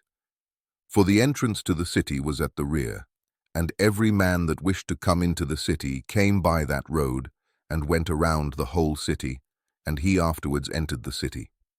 And the sons of Jacob, seeing they could not find the way into the city, their anger was kindled greatly, and the inhabitants of the city, seeing that the sons of Jacob were coming to them, were greatly afraid of them, for they had heard of their strength, and what they had done to Chazar. And the inhabitants of the city of Sarton could not go out toward the sons of Jacob, after having assembled in the city to fight against them, lest they might thereby get into the city. But when they saw that they were coming toward them, they were greatly afraid of them, for they had heard of their strength and what they had done to Chazar.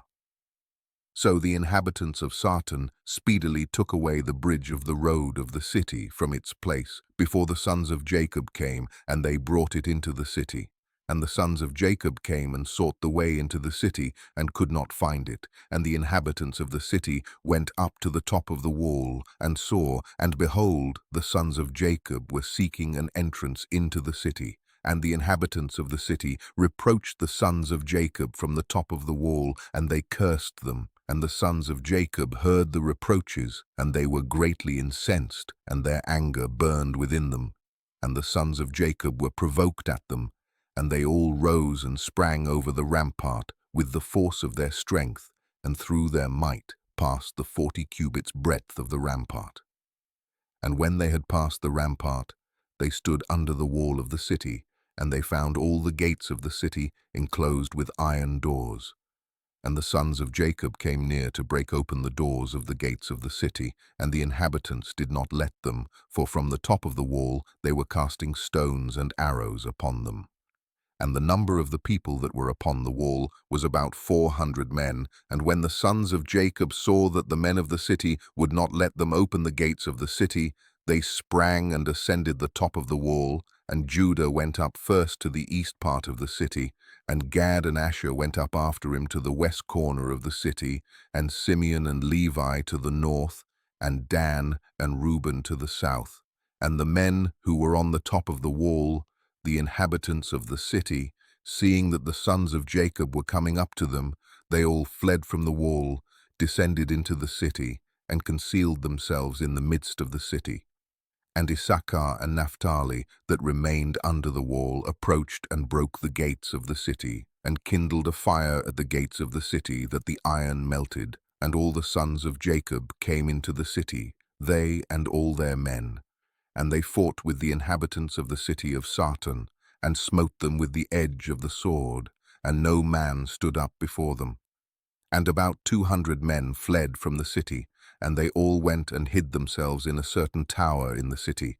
And Judah pursued them to the tower, and he broke down the tower which fell upon the men, and they all died. And the sons of Jacob went up the road of the roof of that tower, and they saw, and behold, there was another strong and high tower at a distance in the city, and the top of it reached to heaven. And the sons of Jacob hastened and descended, and went with all their men to that tower, and found it filled with about 300 men, women, and little ones. And the sons of Jacob smote a great smiting amongst those men in the tower, and they ran away and fled from them. And Simeon and Levi pursued them, when 12 mighty and valiant men came out to them from the place where they had concealed themselves. And those 12 men maintained a strong battle against Simeon and Levi, and Simeon and Levi could not prevail over them. And those valiant men broke the shields of Simeon and Levi, and one of them struck at Levi's head with his sword, when Levi hastily placed his hand to his head, for he was afraid of the sword, and the sword struck Levi's hand, and it wanted but little to the hand of Levi being cut off. And Levi seized the sword of the valiant man in his hand, and took it forcibly from the man, and with it he struck at the head of the powerful man, and he severed his head.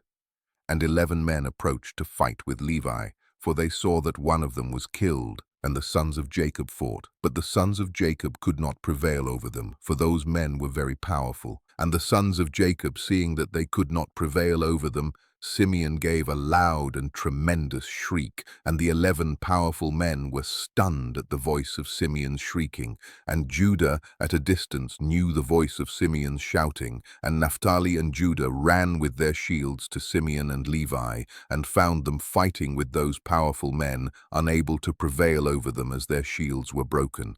And Naphtali saw that the shields of Simeon and Levi were broken, and he took 2 shields from his servants, and brought them to Simeon and Levi.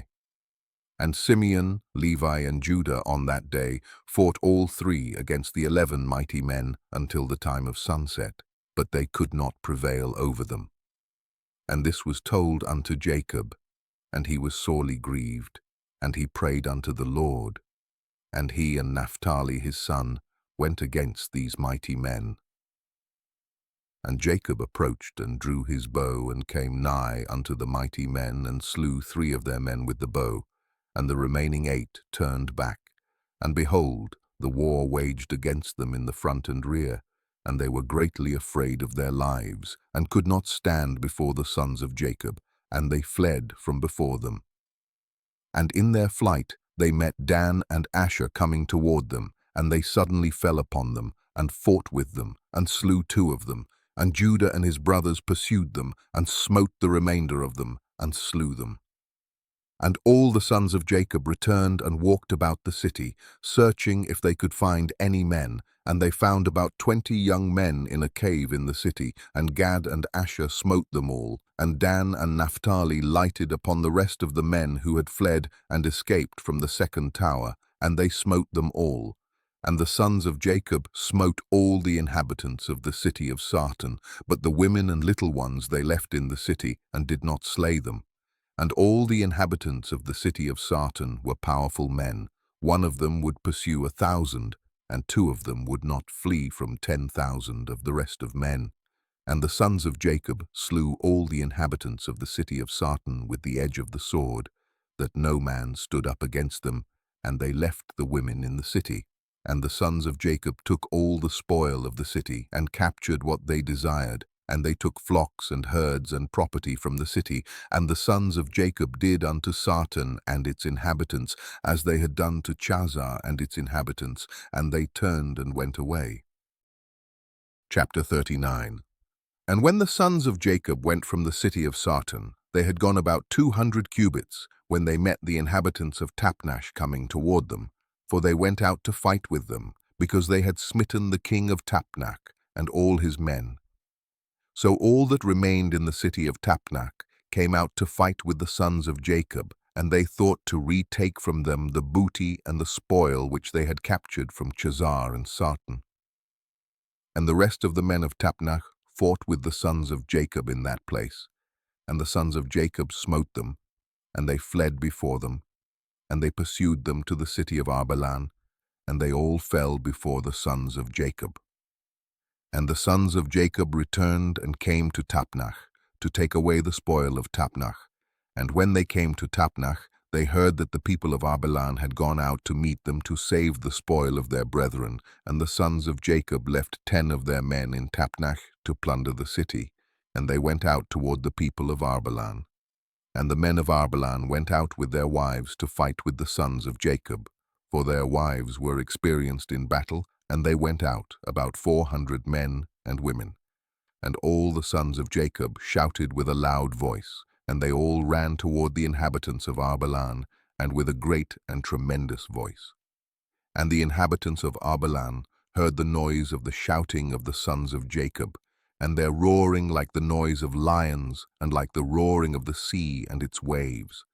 And fear and terror possessed their hearts on account of the sons of Jacob, and they were terribly afraid of them, and they retreated and fled before them into the city, and the sons of Jacob pursued them to the gate of the city, and they came upon them in the city. And the sons of Jacob fought with them in the city, and all their women were engaged in slinging against the sons of Jacob. And the combat was very severe amongst them the whole of that day till evening. And the sons of Jacob could not prevail over them, and the sons of Jacob had almost perished in that battle. And the sons of Jacob cried unto the Lord, and greatly gained strength toward evening. And the sons of Jacob smote all the inhabitants of Arbelan by the edge of the sword, men, women, and little ones. And also the remainder of the people who had fled from Sartan, the sons of Jacob smote them in Arbelan. And the sons of Jacob did unto Arbelan and Tapnach as they had done to Chazar and Sartan. And when the women saw that all the men were dead, they went upon the roofs of the city and smote the sons of Jacob by showering down stones like rain. And the sons of Jacob hastened and came into the city and seized all the women and smote them with the edge of the sword. And the sons of Jacob captured all the spoil and booty, flocks and herds and cattle. And the sons of Jacob did unto Machnima as they had done to Tapnach, to Chazar, and to Shiloh. And they turned from there and went away.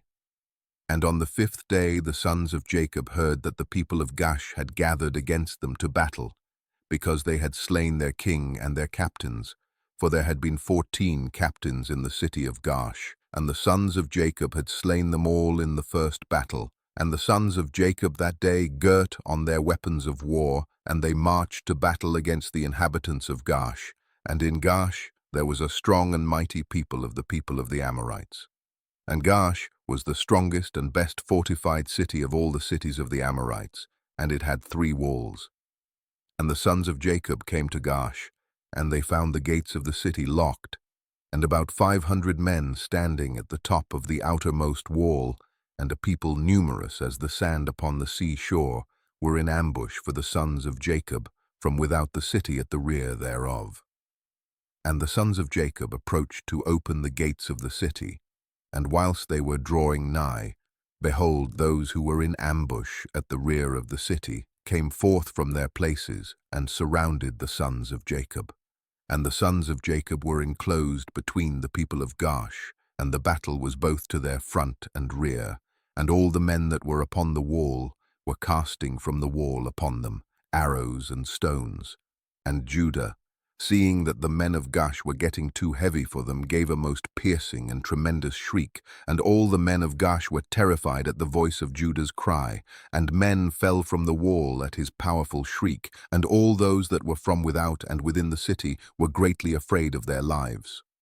And the sons of Jacob still came nigh to break the doors of the city, when the men of Gash threw stones and arrows upon them from the top of the wall and made them flee from the gate. And the sons of Jacob returned against the men of Gash who were with them from without the city, and they smote them terribly, as striking against gourds, and they could not stand against the sons of Jacob, for fright and terror had seized them at the shriek of Judah. And the sons of Jacob slew all those men who were without the city, and the sons of Jacob still drew nigh to effect an entrance into the city and to fight under the city walls. But they could not, for all the inhabitants of Gash who remained in the city had surrounded the walls of Gash in every direction, so that the sons of Jacob were unable to approach the city to fight with them. And the sons of Jacob came nigh to one corner to fight under the wall. The inhabitants of Gash threw arrows and stones upon them like showers of rain, and they fled from under the wall. And the people of Gash, who were upon the wall, seeing that the sons of Jacob could not prevail over them from under the wall, reproached the sons of Jacob in these words, saying, "What is the matter with you in the battle that you cannot prevail? Can you then do unto the mighty city of Gash and its inhabitants as you did to the cities of the Amorites that were not so powerful? Surely to those weak ones amongst us you did those things, and slew them in the entrance of the city, for they had no strength when they were terrified at the sound of your shouting.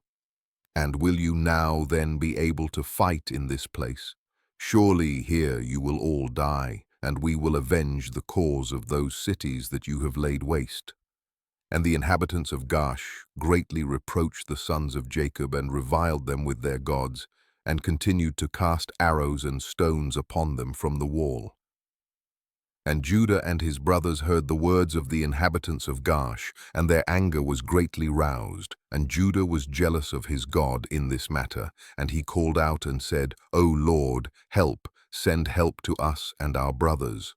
And he ran at a distance with all his might, with his drawn sword in his hand, and he sprang from the earth, and by dint of his strength mounted the wall, and his sword fell from his hand. And Judah shouted upon the wall, and all the men that were upon the wall were terrified, and some of them fell from the wall into the city and died, and those who were yet upon the wall, when they saw Judah's strength, they were greatly afraid and fled for their lives into the city for safety, and some were emboldened to fight with Judah upon the wall, and they came nigh to slay him when they saw there was no sword in Judah's hand, and they thought of casting him from the wall to his brothers, and 20 men of the city came up to assist them, and they surrounded Judah, and they all shouted over him and approached him with drawn swords, and they terrified Judah, and Judah cried out to his brothers from the wall, and Jacob and his sons drew the bow from under the wall, and smote 3 of the men that were upon the top of the wall, and Judah continued to cry, and he exclaimed, "O Lord, help us, O Lord, deliver us." And he cried out with a loud voice upon the wall, and the cry was heard at a great distance. And after this cry he again repeated to shout, and all the men who surrounded Judah on the top of the wall were terrified, and they each threw his sword from his hand at the sound of Judah's shouting and his tremor, and fled. And Judah took the swords which had fallen from their hands, and Judah fought with them and slew 20 of their men upon the wall. And about 80 men and women still ascended the wall from the city, and they all surrounded Judah, and the Lord impressed the fear of Judah in their hearts, that they were unable to approach him. And Jacob and all who were with him drew the bow from under the wall, and they slew 10 men upon the wall, and they fell below the wall before Jacob and his sons. And the people upon the wall, seeing that 20 of their men had fallen, they still ran toward Judah with drawn swords, but they could not approach him, for they were greatly terrified at Judah's strength. And one of their mighty men, whose name was Arud, approached to strike Judah upon the head with his sword, when Judah hastily put his shield to his head, and the sword hit the shield, and it was split in 2. And this mighty man, after he had struck Judah, ran for his life at the fear of Judah, and his feet slipped upon the wall, and he fell amongst the sons of Jacob who were below the wall, and the sons of Jacob smote him and slew him, and Judah's head pained him from the blow of the powerful man, and Judah had nearly died from it. And Judah cried out upon the wall, owing to the pain produced by the blow, when Dan heard him, and his anger burned within him. And he also rose up and went at a distance, and ran and sprang from the earth, and mounted the wall with his wrath-excited strength. And when Dan came upon the wall near unto Judah, all the men upon the wall fled, who had stood against Judah, and they went up to the second wall, and they threw arrows and stones upon Dan and Judah from the second wall, and endeavored to drive them from the wall. And the arrows and stones struck Dan and Judah, and they had nearly been killed upon the wall. And wherever Dan and Judah fled from the wall, they were attacked with arrows and stones from the second wall. And Jacob and his sons were still at the entrance of the city below the first wall, and they were not able to draw their bow against the inhabitants of the city, as they could not be seen by them, being upon the second wall. And Dan and Judah, when they could no longer bear the stones and arrows that fell upon them from the second wall, they both sprang upon the second wall near the people of the city. And when the people of the city who were upon the second wall saw that Dan and Judah had come to them upon the second wall, they all cried out and descended below between the walls. And Jacob and his sons heard the noise of the shouting from the people of the city, and they were still at the entrance of the city, and they were anxious about Dan and Judah, who were not seen by them, they being upon the second wall. And Naphtali went up with his wrath-excited might, and sprang upon the first wall to see what caused the noise of shouting which they had heard in the city.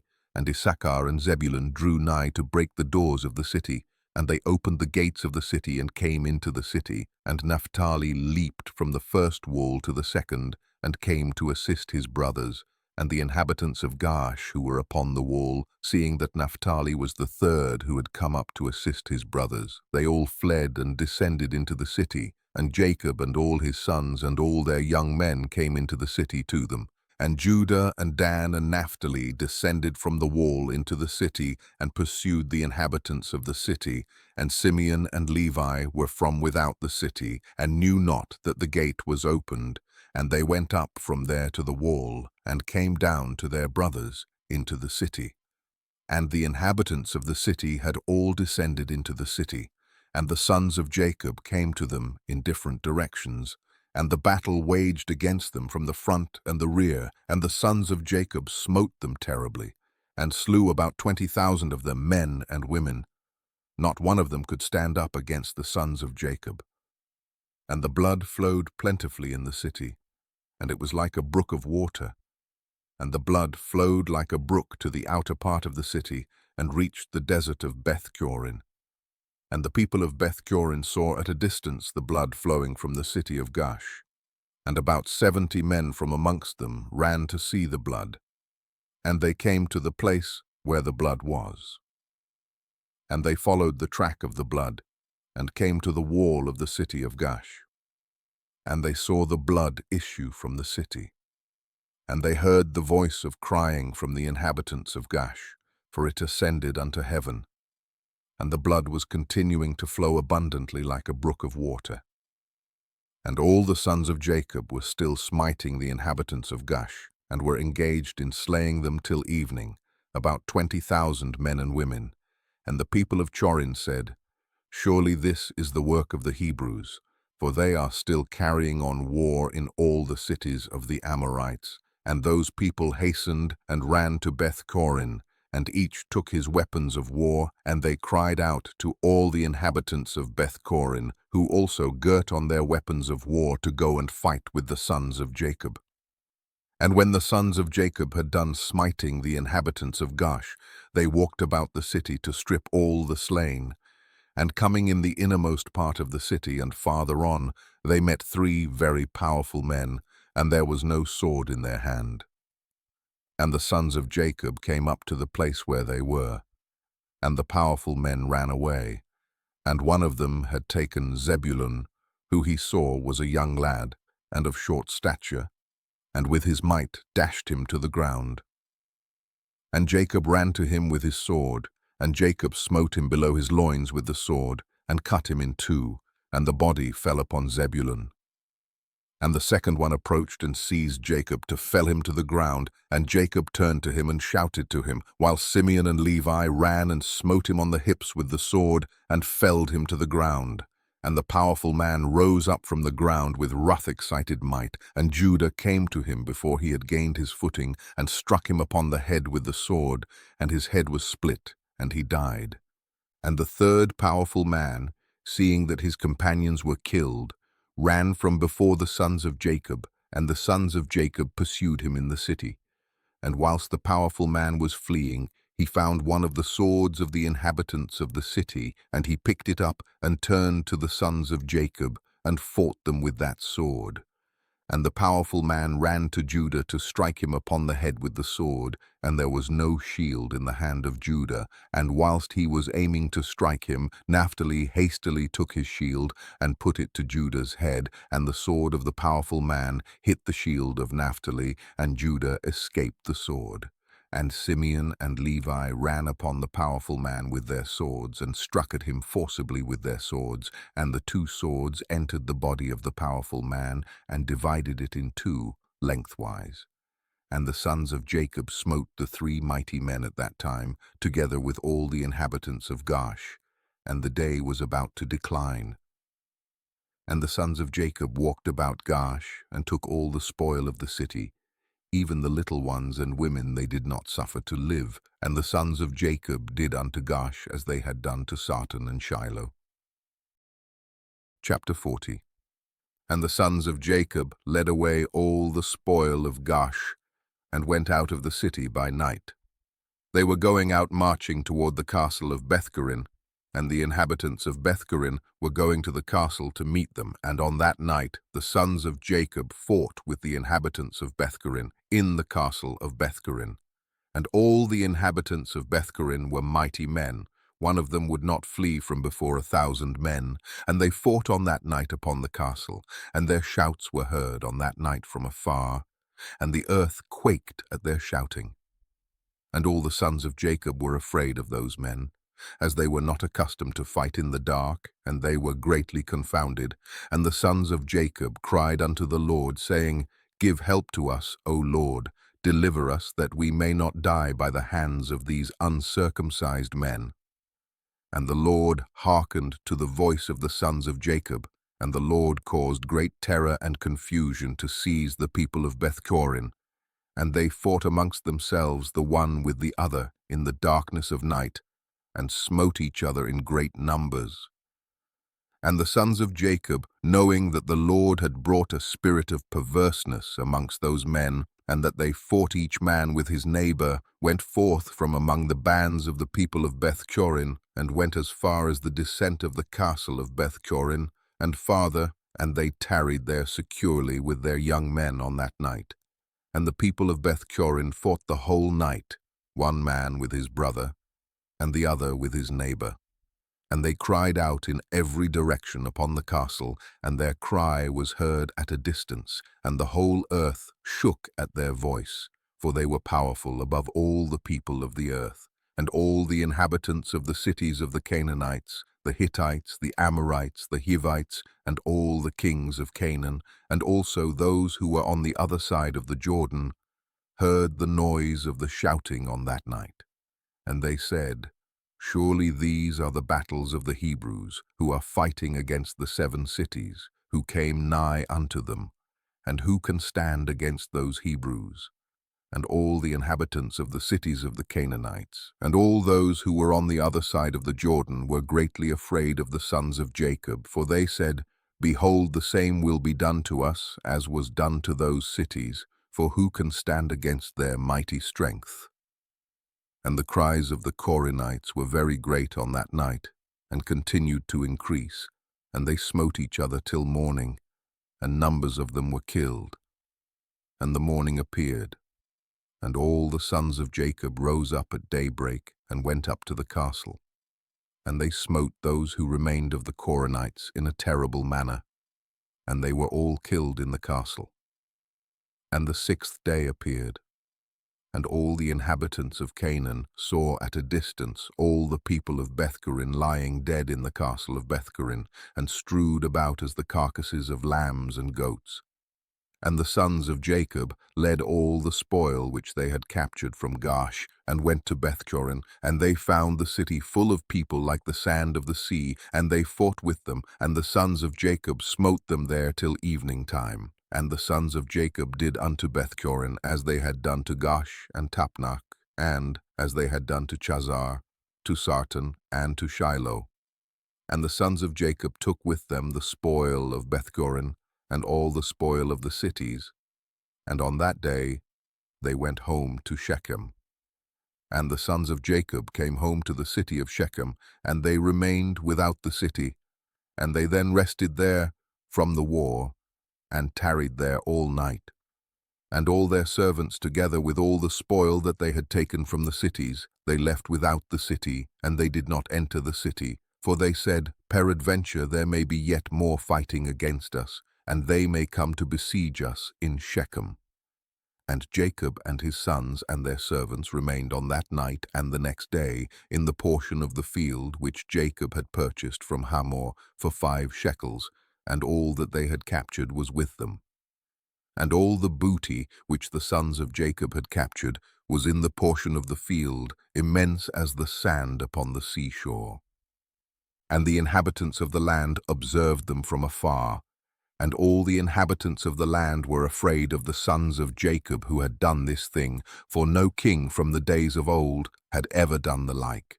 And the 7 kings of the Canaanites resolved to make peace with the sons of Jacob, for they were greatly afraid of their lives, on account of the sons of Jacob. And on that day, being the 7th day, Japhiah king of Hebron sent secretly to the king of Ai, and to the king of Gibeon, and to the king of Shalem, and to the king of Adullam, and to the king of Lachish, and to the king of Chazar, and to all the Canaanitish kings who were under their subjection, saying, Go up with me, and come to me, that we may go to the sons of Jacob, and I will make peace with them, and form a treaty with them, lest all your lands be destroyed by the swords of the sons of Jacob, as they did to Shechem and the cities around it, as you have heard and seen. And when you come to me, do not come with many men, but let every king bring his 3 head captains, and every captain bring 3 of his officers.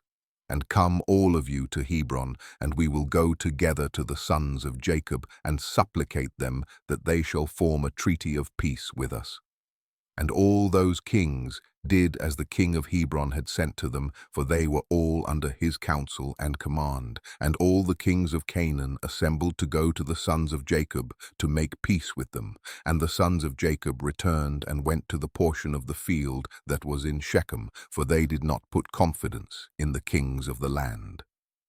And the sons of Jacob returned and remained in the portion of the field 10 days. And no one came to make war with them. And when the sons of Jacob saw that there was no appearance of war, they all assembled and went to the city of Shechem, and the sons of Jacob remained in Shechem. And at the expiration of 40 days, all the kings of the Amorites assembled from all their places, and came to Hebron, to Japhiah, king of Hebron.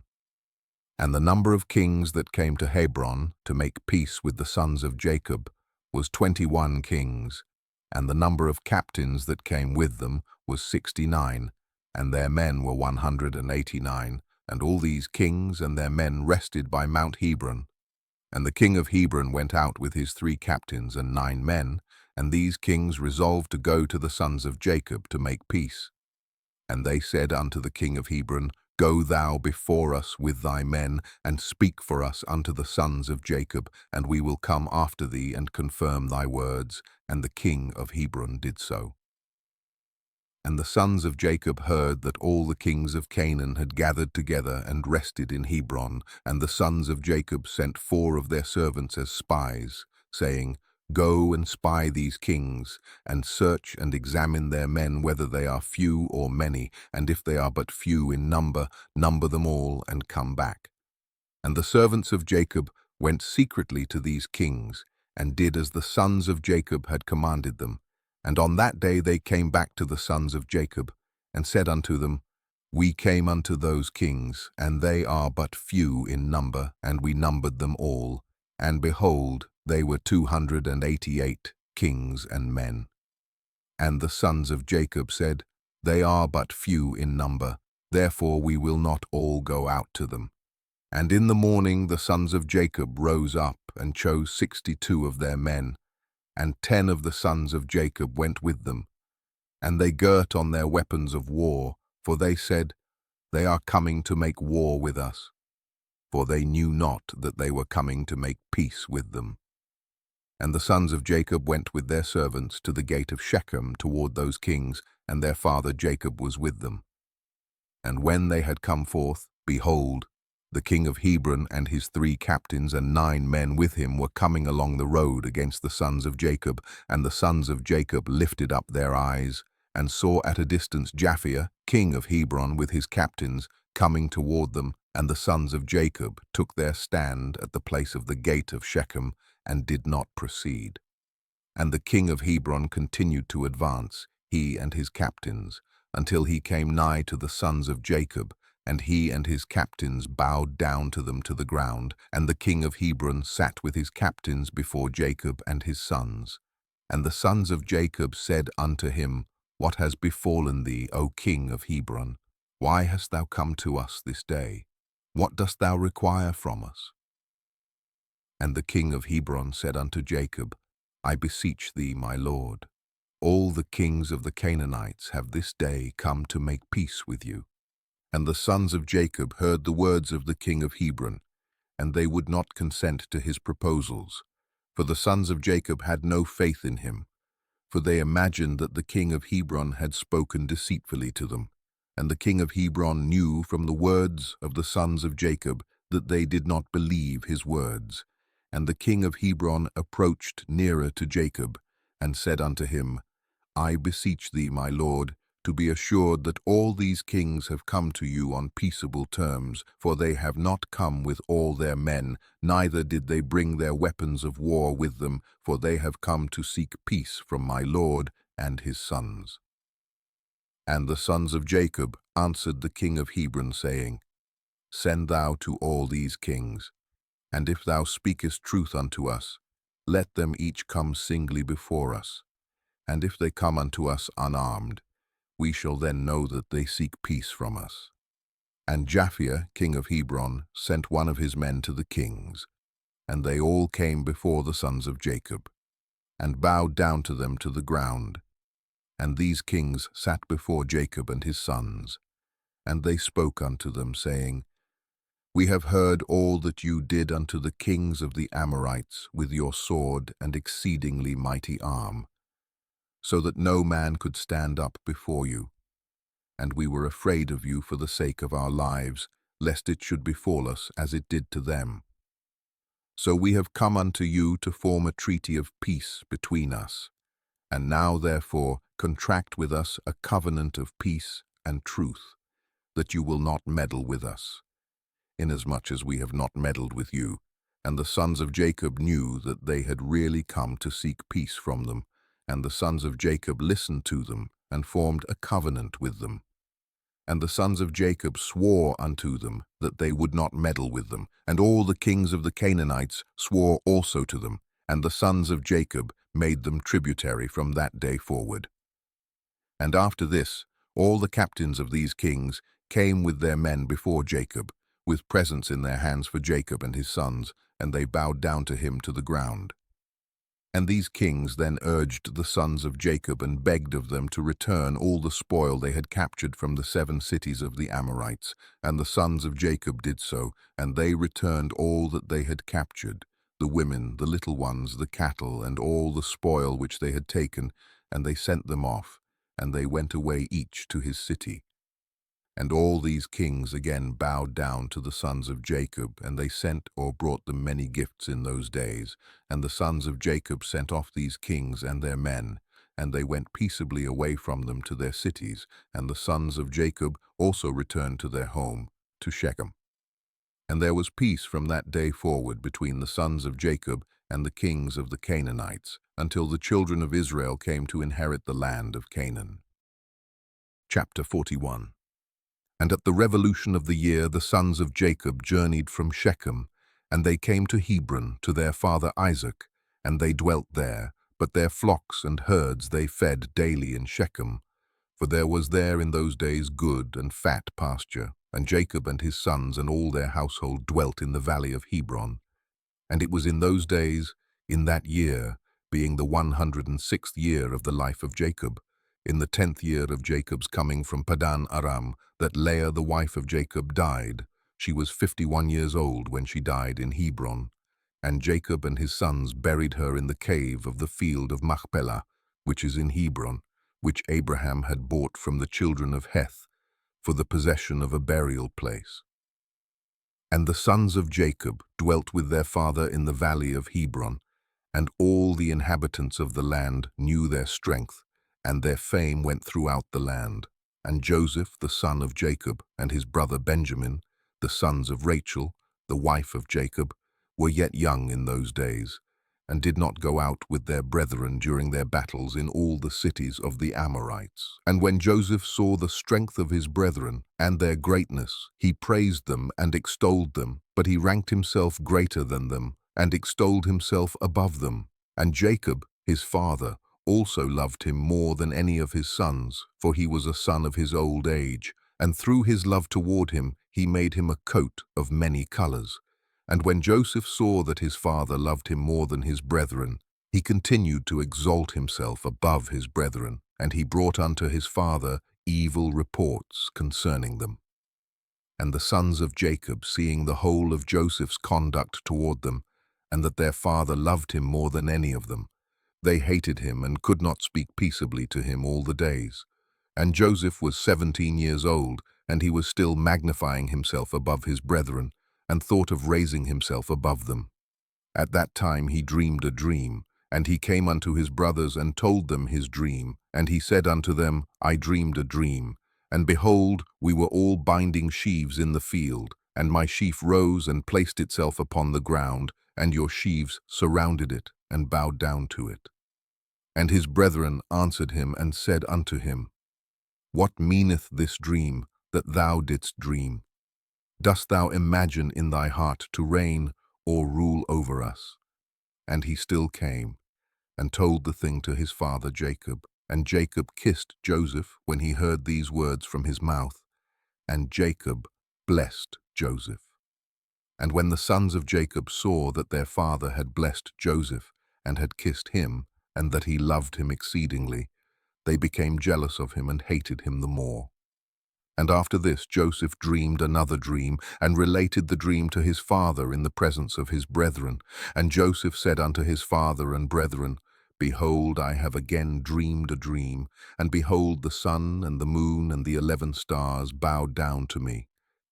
And his father heard the words of Joseph and his dream, and seeing that his brethren hated Joseph on account of this matter, Jacob therefore rebuked Joseph before his brethren on account of this thing, saying, What meaneth this dream which thou hast dreamed? And this magnifying thyself before thy brethren, who are older than you are. Dost thou imagine in thy heart that I and thy mother and thy 11 brethren will come and bow down to thee, that thou speakest these things? And his brethren were jealous of him on account of his words and dreams, and they continued to hate him. And Jacob reserved the dreams in his heart. And the sons of Jacob went one day to feed their father's flock in Shechem, for they were still herdsmen in those days. And whilst the sons of Jacob were that day feeding in Shechem, they delayed, and the time of gathering in the cattle was past, and they had not arrived. And Jacob saw that his sons were delayed in Shechem, and Jacob said within himself, Peradventure the people of Shechem have risen up to fight against them, therefore they have delayed coming this day. And Jacob called Joseph his son, and commanded him, saying, Behold, thy brethren are feeding in Shechem this day, and behold, they have not yet come back. Go now therefore and see where they are, and bring me word back concerning the welfare of thy brethren and the welfare of the flock. And Jacob sent his son Joseph to the valley of Hebron, and Joseph came for his brothers to Shechem, and could not find them. And Joseph went about the field which was near Shechem to see where his brothers had turned, and he missed his road in the wilderness, and knew not which way he should go. And an angel of the Lord found him wandering in the road toward the field. And Joseph said unto the angel of the Lord, I seek my brethren. Hast thou not heard where they are feeding? And the angel of the Lord said unto Joseph, I saw thy brethren feeding here, and I heard them say they would go to feed in Dothan. And Joseph hearkened to the voice of the angel of the Lord. And he went to his brethren in Dothan, and he found them in Dothan feeding the flock. And Joseph advanced to his brethren, and before he had come nigh unto them, they had resolved to slay him. And Simeon said to his brethren, Behold, the man of dreams is coming unto us this day, and now therefore come, and let us kill him, and cast him in one of the pits that are in the wilderness. And when his father shall seek him from us, we will say, An evil beast has devoured him. And Reuben heard the words of his brethren concerning Joseph, and he said unto them, You should not do this thing, for how can we look up to our father Jacob? Cast him into this pit to die there, but stretch not forth a hand upon him to spill his blood. And Reuben said this in order to deliver him from their hand, to bring him back to his father. And when Joseph came to his brethren, he sat before them, and they rose upon him and seized him and smote him to the earth and stripped the coat of many colors which he had on. And they took him and cast him into a pit, and in the pit there was no water, but serpents and scorpions. And Joseph was afraid of the serpents and scorpions that were in the pit. And Joseph cried out with a loud voice, and the Lord hid the serpents and scorpions in the sides of the pit, and they did no harm unto Joseph. And Joseph called out from the pit to his brethren, and said unto them, What have I done unto you, and in what have I sinned? Why do you not fear the Lord concerning me? Am I not of your bones and flesh, and is not Jacob your father my father? Why do you do this thing unto me this day, and how will you be able to look up to our father Jacob? And he continued to cry out and call unto his brethren from the pit. And he said, O Judah, Simeon, and Levi, my brethren, lift me up from the place of darkness in which you have placed me, and come this day to have compassion on me, ye children of the Lord, and sons of Jacob my father. And if I have sinned unto you, are you not the sons of Abraham, Isaac, and Jacob? If they saw an orphan, they had compassion over him, or one that was hungry, they gave him bread to eat, or one that was thirsty, they gave him water to drink, or one that was naked, they covered him with garments. And how then will you withhold your pity from your brother? For I am of your flesh and bones. And if I have sinned unto you, surely you will do this on account of my father. And Joseph spoke these words from the pit, and his brethren could not listen to him, nor incline their ears to the words of Joseph.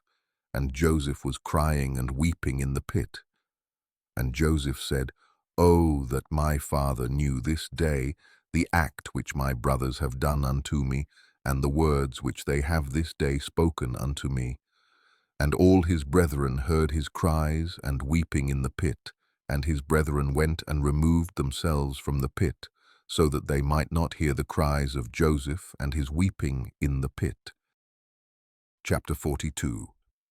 And they went and sat on the opposite side, about the distance of a bow shot, and they sat there to eat bread. And whilst they were eating, they held counsel together what was to be done with him, whether to slay him or to bring him back to his father. They were holding the counsel, when they lifted up their eyes, and saw, and behold, there was a company of Ishmaelites, coming at a distance by the road of Gilead, going down to Egypt. And Judah said unto them, What gain will it be to us if we slay our brother? Peradventure, God will require him from us. This then is the counsel proposed concerning him, which you shall do unto him. Behold this company of Ishmaelites going down to Egypt. Now therefore come, let us dispose of him to them, and let not our hand be upon him, and they will lead him along with them, and he will be lost amongst the people of the land, and we will not put him to death with our own hands. And the proposal pleased his brethren, and they did according to the word of Judah. And whilst they were discoursing about this matter, and before the company of Ishmaelites had come up to them, 7 trading men of Midian passed by them, and as they passed they were thirsty, and they lifted up their eyes and saw the pit in which Joseph was immured. And they looked, and behold, every species of bird was upon him. And these Midianites ran to the pit to drink water, for they thought that it contained water. And on coming before the pit, they heard the voice of Joseph crying and weeping in the pit. And they looked down into the pit, And they saw, and behold, there was a youth of comely appearance, and well-favored. And they called unto him, and said, Who art thou, and who brought thee hither, and who placed thee in this pit in the wilderness? And they all assisted to raise up Joseph, and they drew him out, and brought him up from the pit, and took him, and went away on their journey, and passed by his brethren. And these said unto them, Why do you do this, to take our servant from us, and to go away? Surely we placed this youth in the pit, because he rebelled against us, and you come and bring him up, and lead him away. Now then give us back our servant. And the Midianites answered, and said unto the sons of Jacob, Is this your servant, or does this man attend you? Peradventure you are all his servants, for he is more comely and well-favored than any of you. And why do you all speak falsely unto us? Now therefore we will not listen to your words, nor attend to you, for we found the youth in the pit in the wilderness, and we took him. We will therefore go on. And all the sons of Jacob approached them, and rose up to them, and said unto them, Give us back our servant, and why will you all die by the edge of the sword? And the Midianites cried out against them, and they drew their swords, and approached to fight with the sons of Jacob.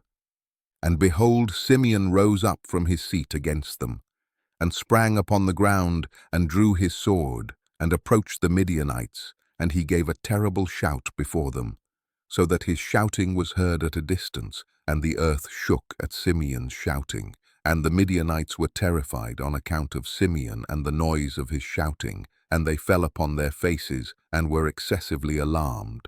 And Simeon said unto them, Verily I am Simeon, the son of Jacob the Hebrew, who have, only with my brother, destroyed the city of Shechem and the cities of the Amorites. So shall God moreover do unto me, that if all your brethren the people of Midian, and also the kings of Canaan, were to come with you, they could not fight against me. Now, therefore, give us back the youth whom you have taken, lest I give your flesh to the birds of the skies and the beasts of the earth. And the Midianites were more afraid of Simeon, and they approached the sons of Jacob with terror and fright, and with pathetic words, saying, Surely you have said that the young man is your servant, and that he rebelled against you, and therefore you placed him in the pit. What then will you do with a servant who rebels against his master? Now therefore sell him unto us, and we will give you all that you require for him. And the Lord was pleased to do this in order that the sons of Jacob should not slay their brother. And the Midianites saw that Joseph was of a comely appearance and well-favored. They desired him in their hearts, and were urgent to purchase him from his brethren. And the sons of Jacob hearkened to the Midianites, and they sold their brother Joseph to them for 20 pieces of silver. And Reuben their brother was not with them. And the Midianites took Joseph, and continued their journey to Gilead. They were going along the road, and the Midianites repented of what they had done, in having purchased the young man, and one said to the other, What is this thing that we have done, in taking this youth from the Hebrews, who is of comely appearance and well-favored? Perhaps this youth is stolen from the land of the Hebrews, and why then have we done this thing? And if he should be sought for and found in our hands, we shall die through him. Now surely hardy and powerful men have sold him to us, the strength of one of whom you saw this day. Perhaps they stole him from his land with their might and with their powerful arm, and have therefore sold him to us for the small value which we gave unto them. And whilst they were thus discoursing together, they looked, and behold, the company of Ishmaelites, which was coming at first, and which the sons of Jacob saw, was advancing toward the Midianites. And the Midianites said to each other, Come, let us sell this youth to the company of Ishmaelites, who are coming toward us, and we will take for him the little that we gave for him, and we will be delivered from his evil. And they did so, and they reached the Ishmaelites, and the Midianites sold Joseph to the Ishmaelites for 20 pieces of silver, which they had given for him to his brethren. And the Midianites went on their road to Gilead, and the Ishmaelites took Joseph, and they let him ride upon one of the camels, and they were leading him to Egypt. And Joseph heard that the Ishmaelites were proceeding to Egypt, and Joseph lamented and wept at this thing, that he was to be so far removed from the land of Canaan, from his father, and he wept bitterly whilst he was riding upon the camel. And one of their men observed him, and made him go down from the camel and walk on foot.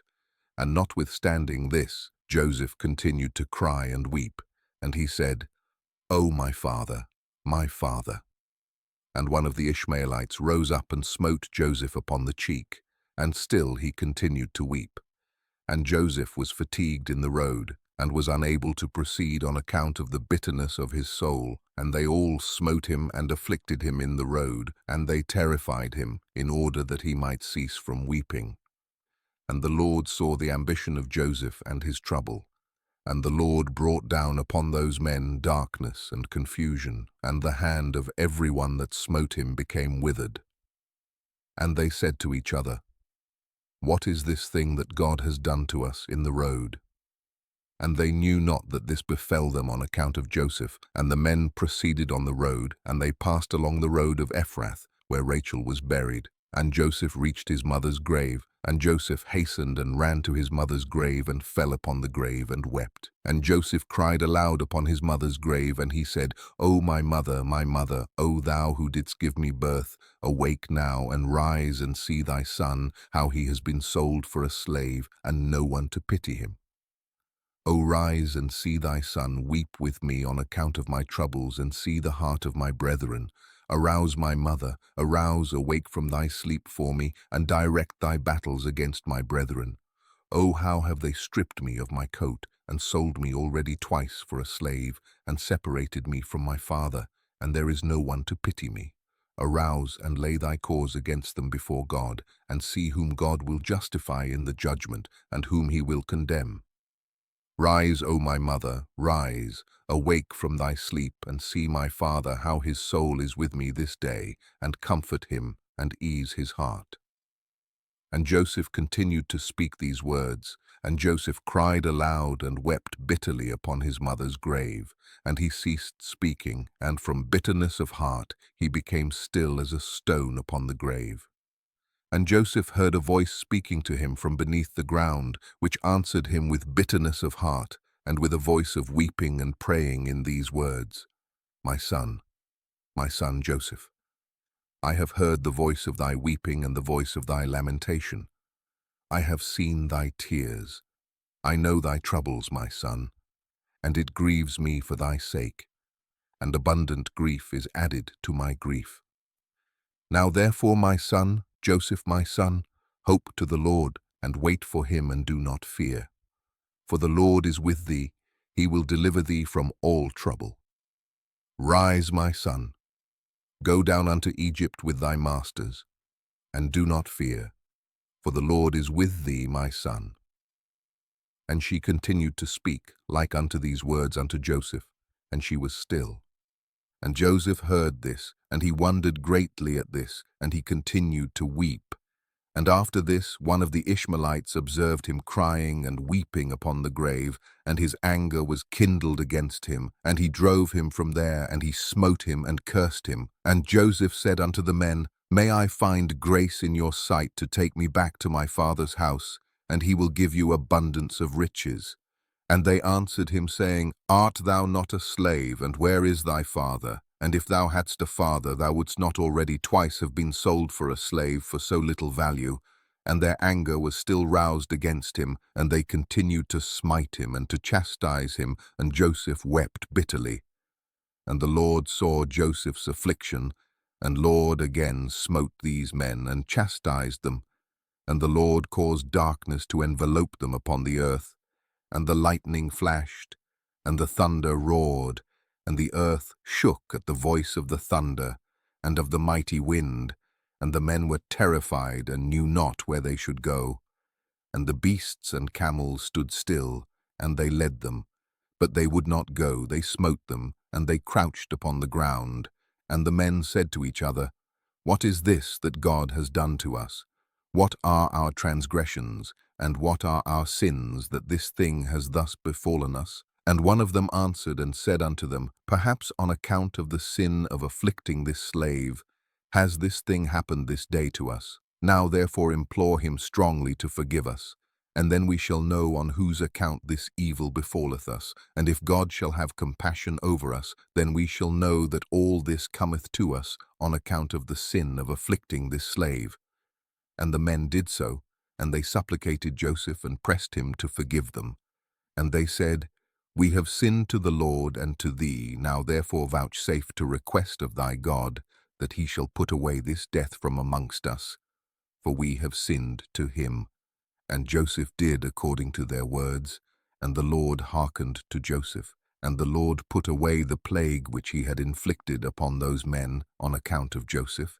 And the beasts rose up from the ground, and they conducted them, and they went on, and the raging storm abated, and the earth became tranquilized. And the men proceeded on their journey to go down to Egypt. And the men knew that this evil had befallen them on account of Joseph. And they said to each other, Behold, we know that it was on account of his affliction that this evil befell us. Now therefore why shall we bring this death upon our souls? Let us hold counsel what to do to this slave. And one answered and said, Surely he told us to bring him back to his father. Now therefore come, let us take him back, and we will go to the place that he will tell us, and take from his family the price that we gave for him, and we will then go away. And one answered again and said, Behold, this counsel is very good, but we cannot do so, for the way is very far from us, and we cannot go out of our road. And one more answered and said unto them, This is the counsel to be adopted, we will not swerve from it. Behold, we are this day going to Egypt, and when we shall have come to Egypt, we will sell him there at a high price, and we will be delivered from his evil. And this thing pleased the men, and they did so, and they continued their journey to Egypt with Joseph. Chapter 43. And when the sons of Jacob had sold their brother Joseph to the Midianites, their hearts were smitten on account of him, and they repented of their acts, and they sought for him to bring him back, but could not find him.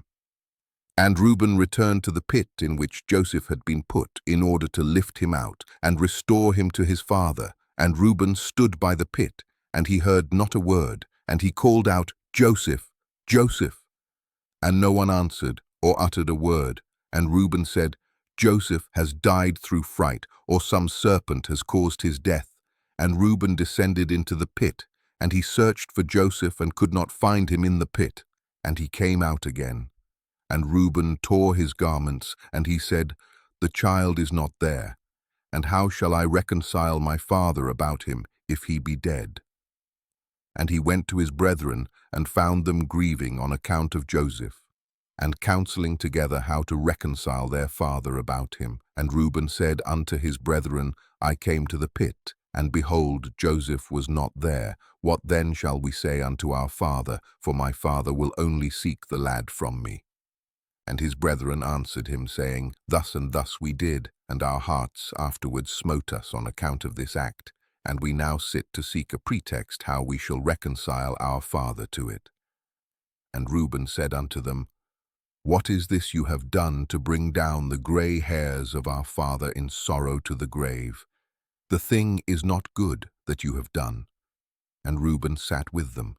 And they all rose up and swore to each other not to tell this thing unto Jacob. And they all said, The man who will tell this to our father or his household, or who will report this to any of the children of the land, we will all rise up against him and slay him with the sword.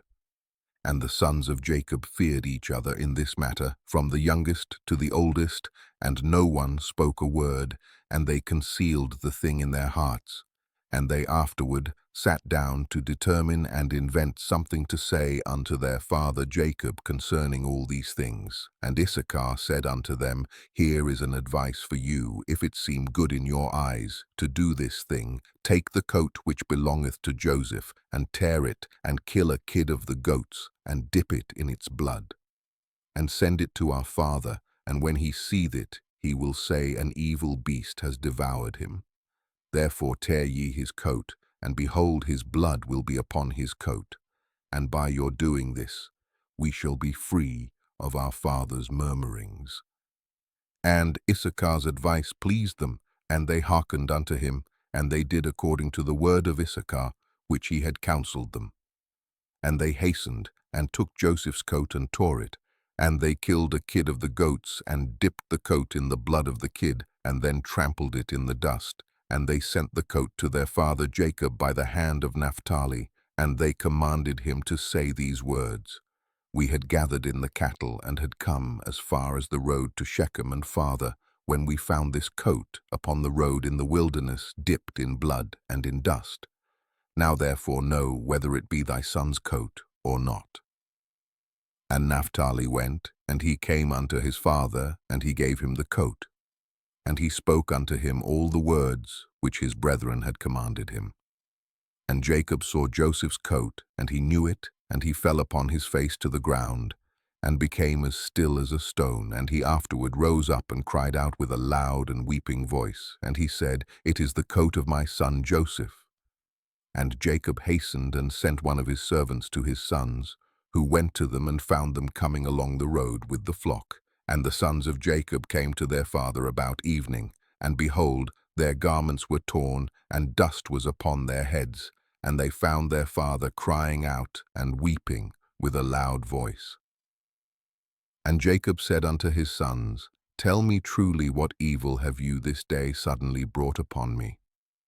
And they answered their father Jacob, saying, We were coming along this day after the flock had been gathered in, and we came as far as the city of Shechem by the road in the wilderness.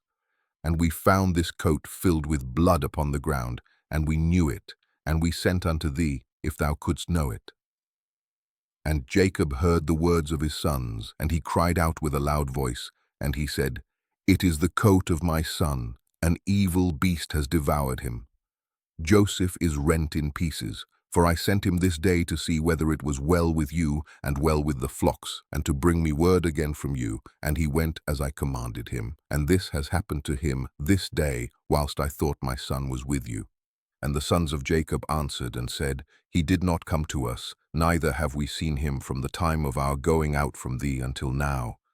And when Jacob heard their words, he again cried out aloud, and he rose up and tore his garments, and he put sackcloth upon his loins, and he wept bitterly, and he mourned, and lifted up his voice in weeping, and exclaimed and said these words: Joseph, my son, O my son Joseph, I sent thee this day after the welfare of thy brethren, and behold, thou hast been torn in pieces. Through my hand has this happened to my son.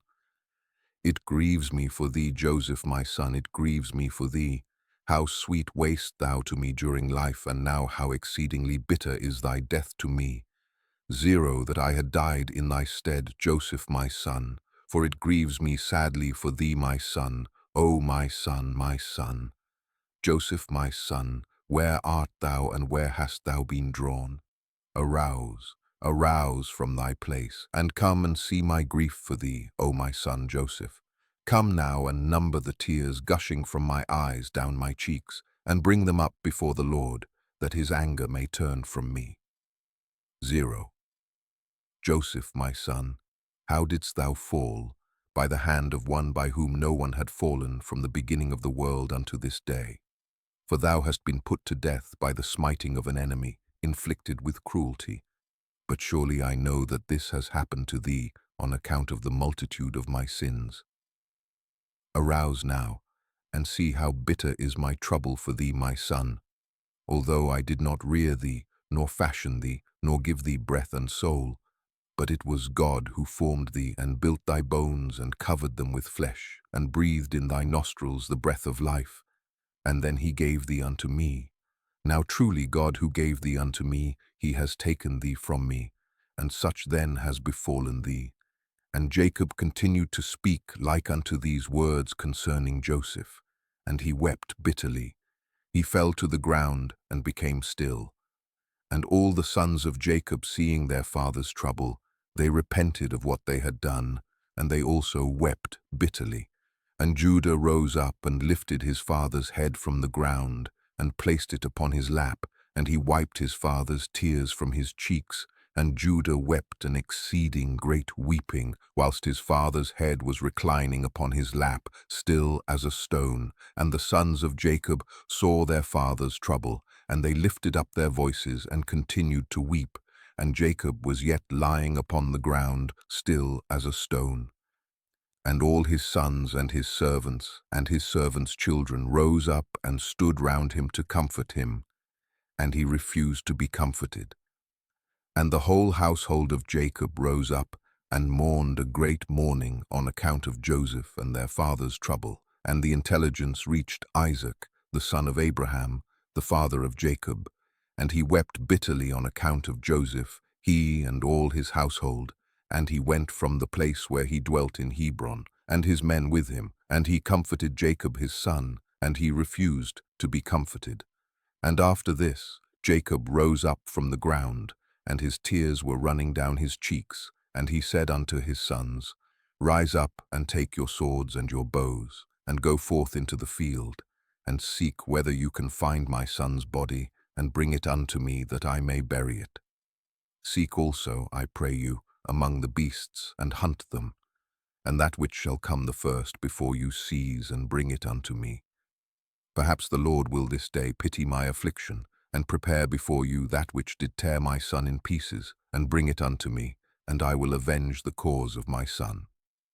And his sons did as their father had commanded them, and they rose up early in the morning, and each took his sword and his bow in his hand, and they went forth into the field to hunt the beasts.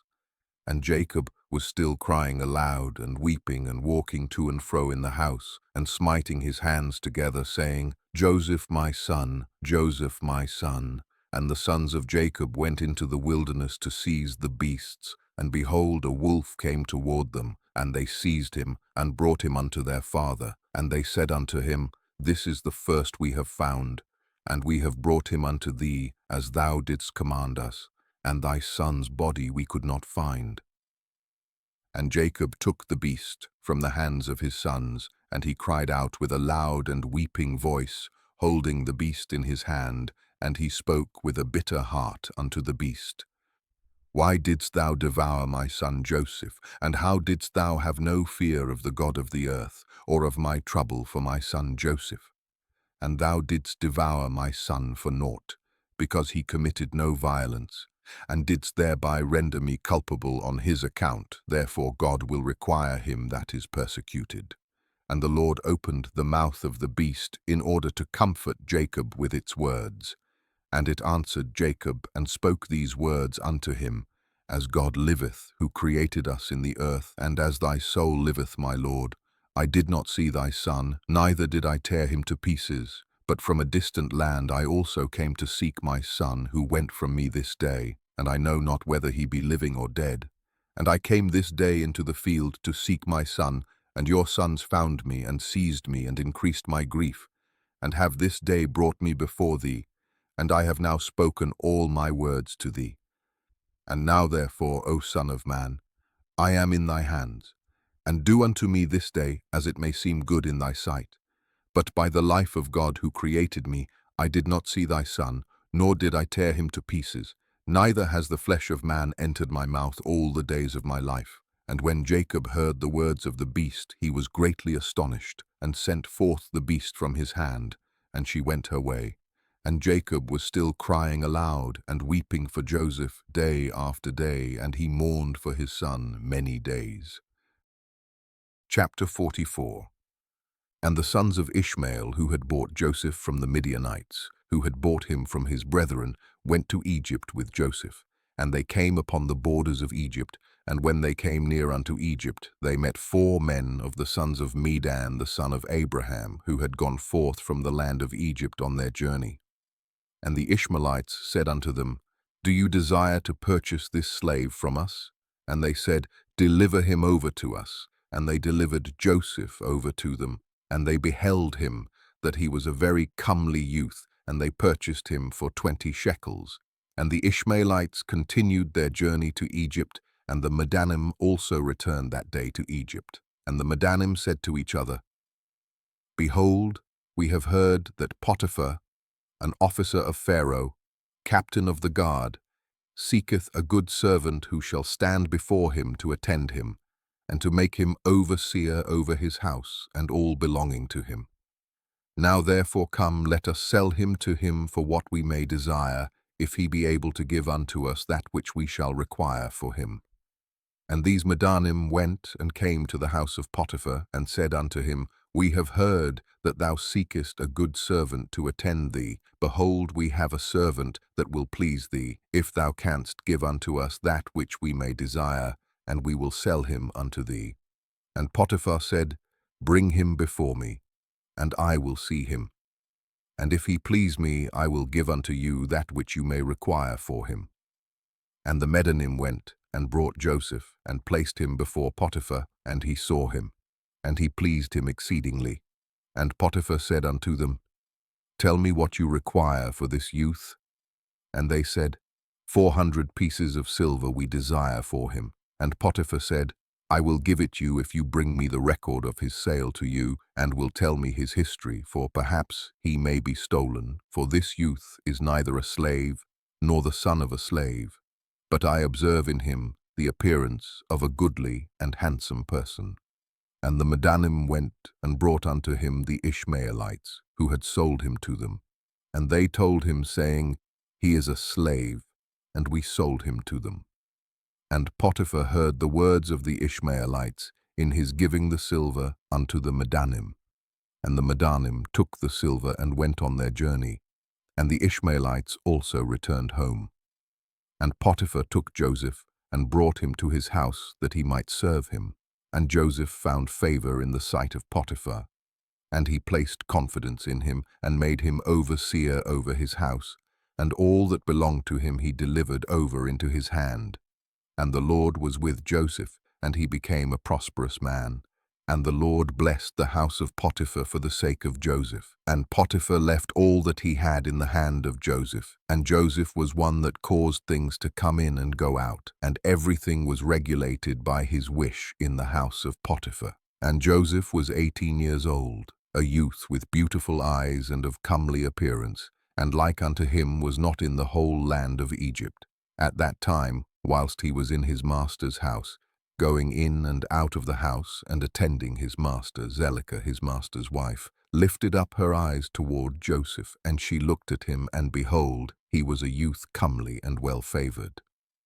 And she coveted his beauty in her heart, and her soul was fixed upon Joseph, and she enticed him day after day, and Zelicah persuaded Joseph daily, but Joseph did not lift up his eyes to behold his master's wife.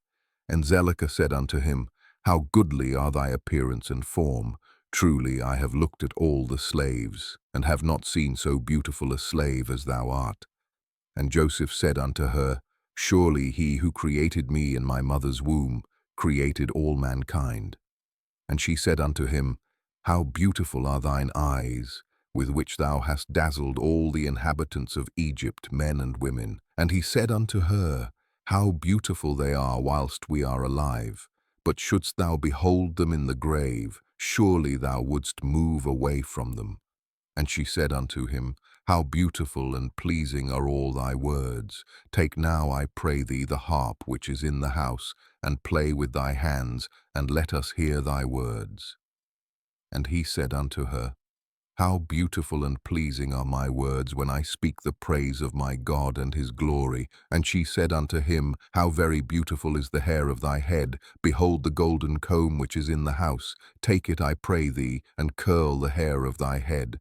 And he said unto her, How long wilt thou speak these words? Cease to utter these words to me, and rise and attend to thy domestic affairs. And she said unto him, There is no one in my house, and there is nothing to attend to but to thy words and to thy wish. Yet notwithstanding all this, she could not bring Joseph unto her. Neither did he place his eye upon her, but directed his eyes below to the ground. And Zelicah desired Joseph in her heart, that he should lie with her. And at the time that Joseph was sitting in the house doing his work, Zelicah came and sat before him, and she enticed him daily with her discourse to lie with her, or ever to look at her. But Joseph would not hearken to her. And she said unto him, If thou wilt not do according to my words, I will chastise thee with the punishment of death, and put an iron yoke upon thee. And Joseph said unto her, Surely God, who created man, looseth the fetters of prisoners, and it is he who will deliver me from thy prison and from thy judgment. And when she could not prevail over him to persuade him, and her soul being still fixed upon him, her desire threw her into a grievous sickness. And all the women of Egypt came to visit her, and they said unto her, Why art thou in this declining state? Thou that lackest nothing, surely thy husband is a great and esteemed prince in the sight of the king. Shouldst thou lack anything of what thy heart desireth? And Zelicah answered them, saying, This day it shall be made known to you, whence this disorder springs in which you see me. And she commanded her maidservants to prepare food for all the women, and she made a banquet for them, and all the women ate in the house of Zelicah.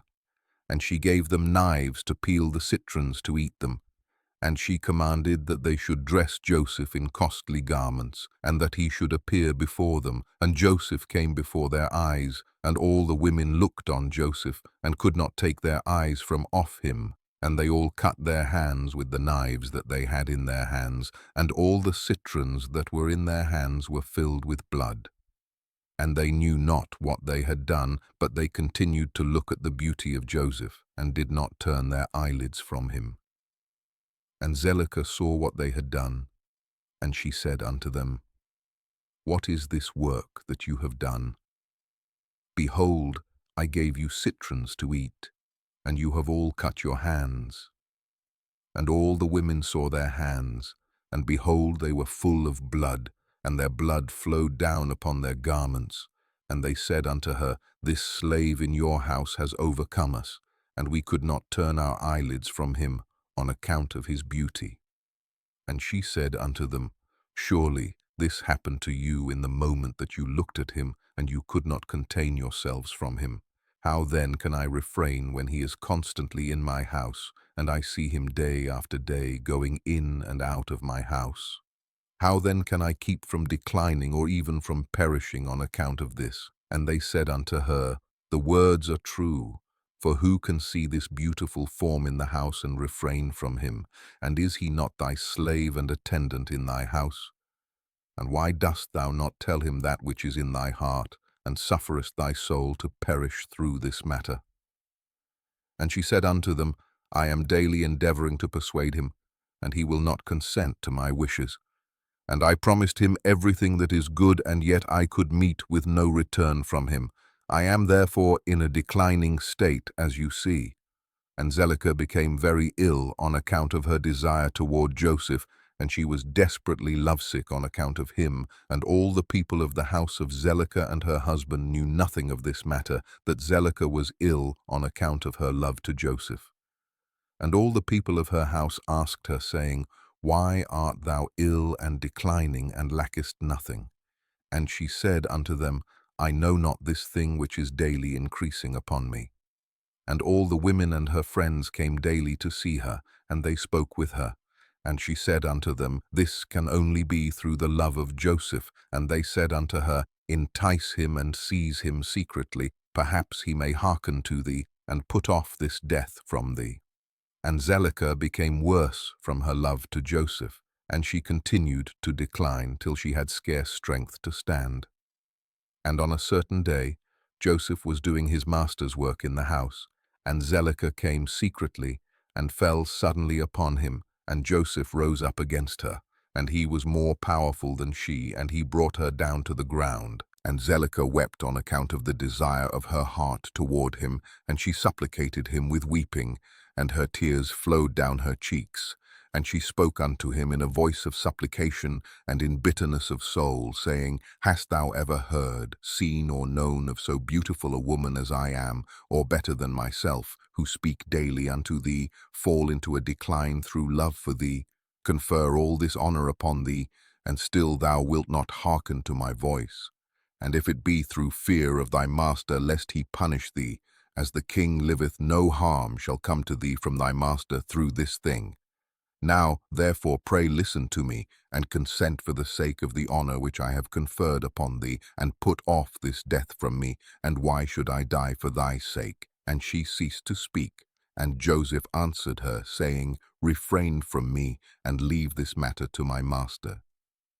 Behold, my master knoweth not what there is with me in the house, for all that belongeth to him he has delivered into my hand. And how shall I do these things in my master's house? For he hath also greatly honored me in his house, and he hath also made me overseer over his house, and he hath exalted me, and there is no one greater in this house than I am, and my master hath refrained nothing from me, excepting thee who art his wife. How then canst thou speak these words unto me, and how can I do this great evil and sin to God and to thy husband? Now therefore refrain from me, and speak no more such words as these, for I will not hearken to thy words.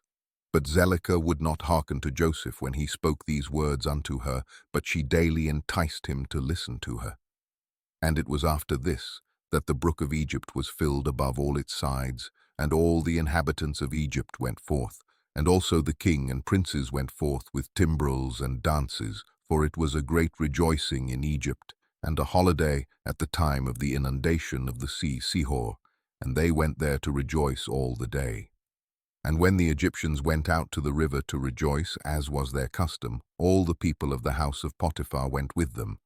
But Zelicah would not go with them, for she said, I am indisposed, and she remained alone in the house, and no other person was with her in the house. And she rose up and ascended to her temple in the house, and dressed herself in princely garments.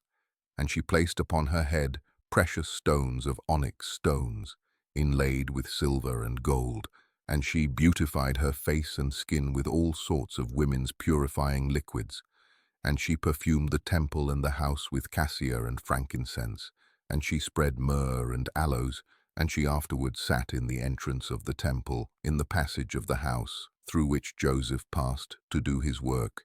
And behold, Joseph came from the field, and entered the house to do his master's work. And he came to the place through which he had to pass, and he saw all the work of Zelicah, and he turned back. And Zelicah saw Joseph turning back from her, and she called out to him, saying, What aileth thee, Joseph? Come to thy work, and behold, I will make room for thee until thou shalt have passed to thy seat. And Joseph returned and came to the house, and passed from thence to the place of his seat, and he sat down to do his master's work as usual. And behold, Zelicah came to him, and stood before him in princely garments, and the scent from her clothes was spread to a distance.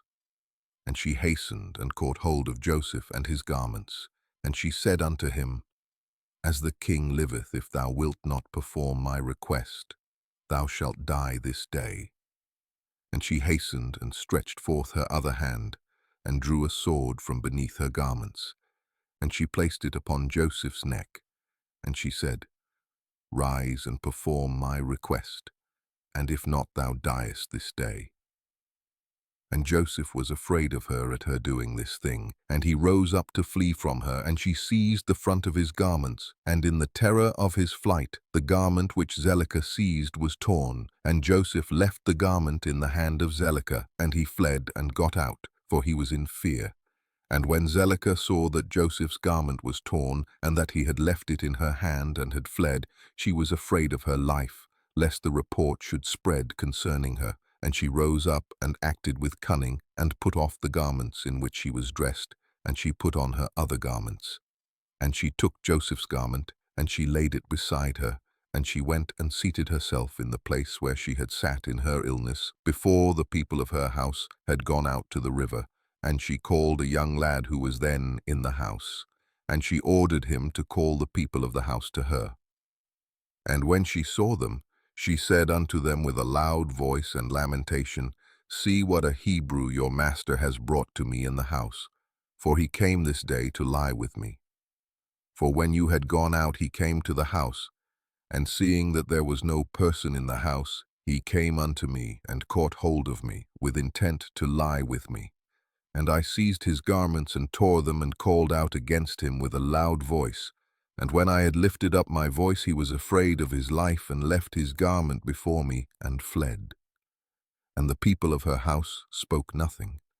But their wrath was very much kindled against Joseph, and they went to his master and told him the words of his wile.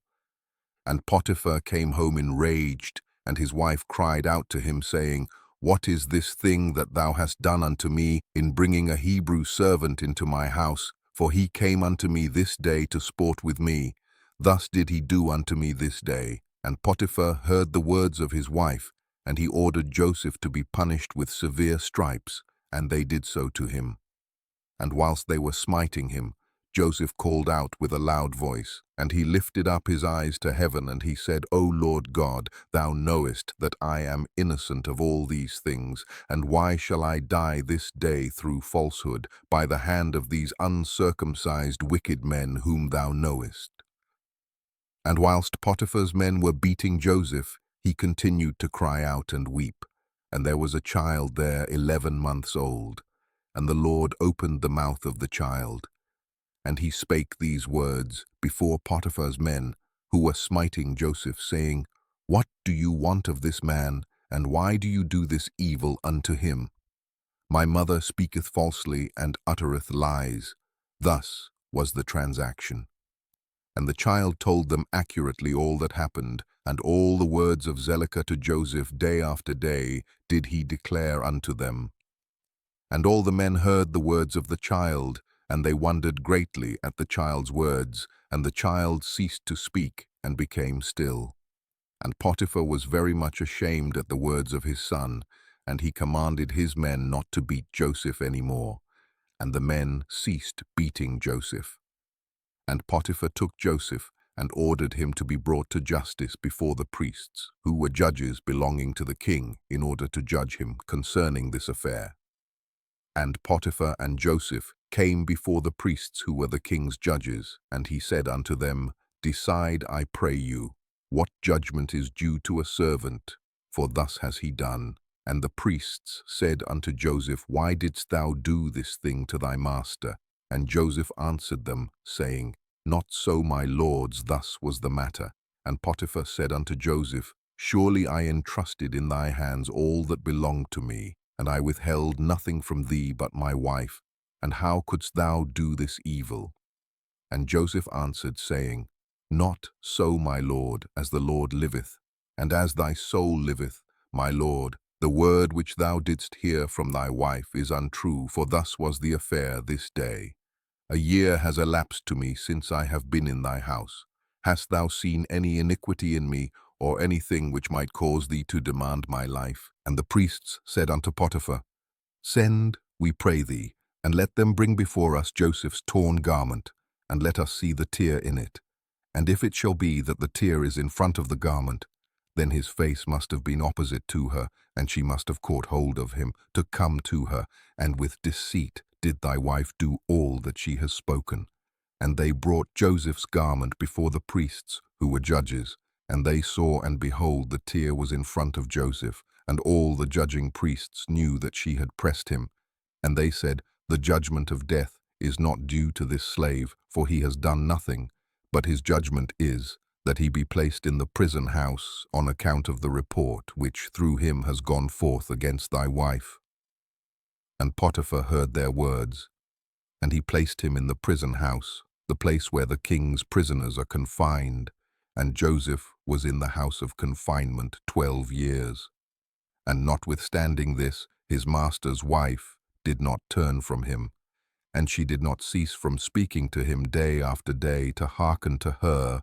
And at the end of 3 months, Zelicah continued going to Joseph to the house of confinement day by day, and she enticed him to hearken to her. And Zelicah said unto Joseph, "How long wilt thou remain in this house? But hearken now to my voice, and I will bring thee out of this house." And Joseph answered her, saying, "It is better for me to remain in this house than to hearken to thy words, to sin against God." And she said unto him, "If thou wilt not perform my wish, I will pluck out thine eyes, add fetters to thy feet, and will deliver thee into the hands of them whom thou didst not know before." And Joseph answered her and said, Behold, the God of the whole earth is able to deliver me from all that thou canst do unto me. For he openeth the eyes of the blind, and looseth those that are bound, and preserveth all strangers who are unacquainted with the land. And when Zelicah was unable to persuade Joseph to hearken to her, she left off going to entice him. And Joseph was still confined in the house of confinement. And Jacob, the father of Joseph, and all his brethren who were in the land of Canaan still mourned and wept in those days on account of Joseph. For Jacob refused to be comforted for his son Joseph. And Jacob cried aloud, and wept and mourned all those days. Chapter 45. And it was at that time in that year, which is the year of Joseph's going down to Egypt after his brothers had sold him, that Reuben the son of Jacob went to Timnah, and took unto him for a wife Eliuram, the daughter of Avi the Canaanite, and he came to her. And Eliuram the wife of Reuben conceived, and bare him Hanok, Palu, Chetzron, and Carmi, 4 sons. And Simeon his brother took his sister Dinah for a wife, and she bare unto him Memuel, Yamin, Ohad, Jachin, and Zochar, 5 sons. And he afterward came to Bunah the Canaanitish woman, the same is Bunah whom Simeon took captive from the city of Shechem. And Bunah was before Dinah, and attended upon her. And Simeon came to her, and she bare unto him Saul. And Judah went at that time to Adullam, and he came to a man of Adullam, and his name was Hira. And Judah saw there the daughter of a man from Canaan, and her name was Aliath, the daughter of Shua.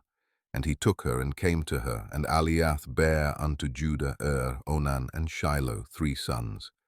And Levi and Issachar went to the land of the east, and they took unto themselves for wives the daughters of Jobab the son of Joktan, the son of Eber, and Jobab the son of Joktan had 2 daughters. The name of the elder was Adinah, and the name of the younger was Aridah. And Levi took Adinah, and Issachar took Aridah, and they came to the land of Canaan, to their father's house. And Adinah bare unto Levi Gershon, Kehath, and Merari, 3 sons. And Aridah bare unto Issachar Tola, Puvah, Job, and Shomron, 4 sons. And Dan went to the land of Moab, and took for a wife Aphleleth, the daughter of Chamudan the Moabite, and he brought her to the land of Canaan.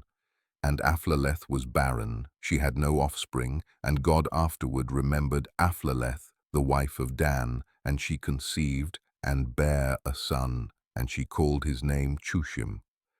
And Gad and Naphtali went to Haran, and took from thence the daughters of Amuram the son of Uz, the son of Nahor, for wives. And these are the names of the daughters of Amuram. The name of the elder was Merimah, and the name of the younger Uzith.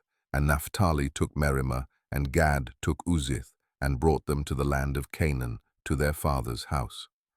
And Merimah bare unto Naphtali Yachzeel, Guni, Jazer, and Shalom, 4 sons. And Uzith bare unto Gadzephion, Chagi, Shuni, Esbon, Eri, Arodi, and Arali, 7 sons. And Asher went forth and took Adon, the daughter of Aphlal, the son of Hadad, the son of Ishmael, for a wife, and he brought her to the land of Canaan. And Adon the wife of Asher died in those days. She had no offspring, and it was after the death of Adon that Asher went to the other side of the river, and took for a wife Hadurah, the daughter of Abimael, the son of Eber, the son of Shem. And the young woman was of a comely appearance, and a woman of sense, and she had been the wife of Malchiel, the son of Elam, the son of Shem. And Hadurah bare a daughter unto Malchiel, and he called her name Serach, and Malchiel died after this. And Hadurah went and remained in her father's house.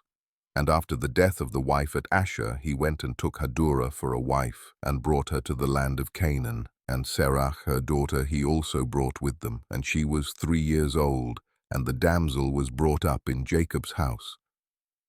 And the damsel was of a comely appearance, and she went in the sanctified ways of the children of Jacob. She lacked nothing, and the Lord gave her wisdom and understanding. And Hadurah, the wife of Asher, conceived and bare unto him Yimnah, Yishva, Yishvi, and Beriah, 4 sons. And Zebulun went to Midian and took for a wife Marisha, the daughter of Molad, the son of Abidah, the son of Midian, and brought her to the land of Canaan. And Marusha bare unto Zebulun Sered, Elon, and Jachleel, 3 sons. And Jacob sent to Aram, the son of Zoba, the son of Terah. And he took for his son Benjamin Michaliah, the daughter of Aram. And she came to the land of Canaan, to the house of Jacob. And Benjamin was 10 years old when he took Michaliah, the daughter of Aram, for a wife. And Michaliah conceived and bare unto Benjamin Bela, Becher, Ashbel, Gera, and Naaman, 5 sons. And Benjamin went afterward, and took for a wife Aribath, the daughter of Shomron, the son of Abraham, in addition to his first wife.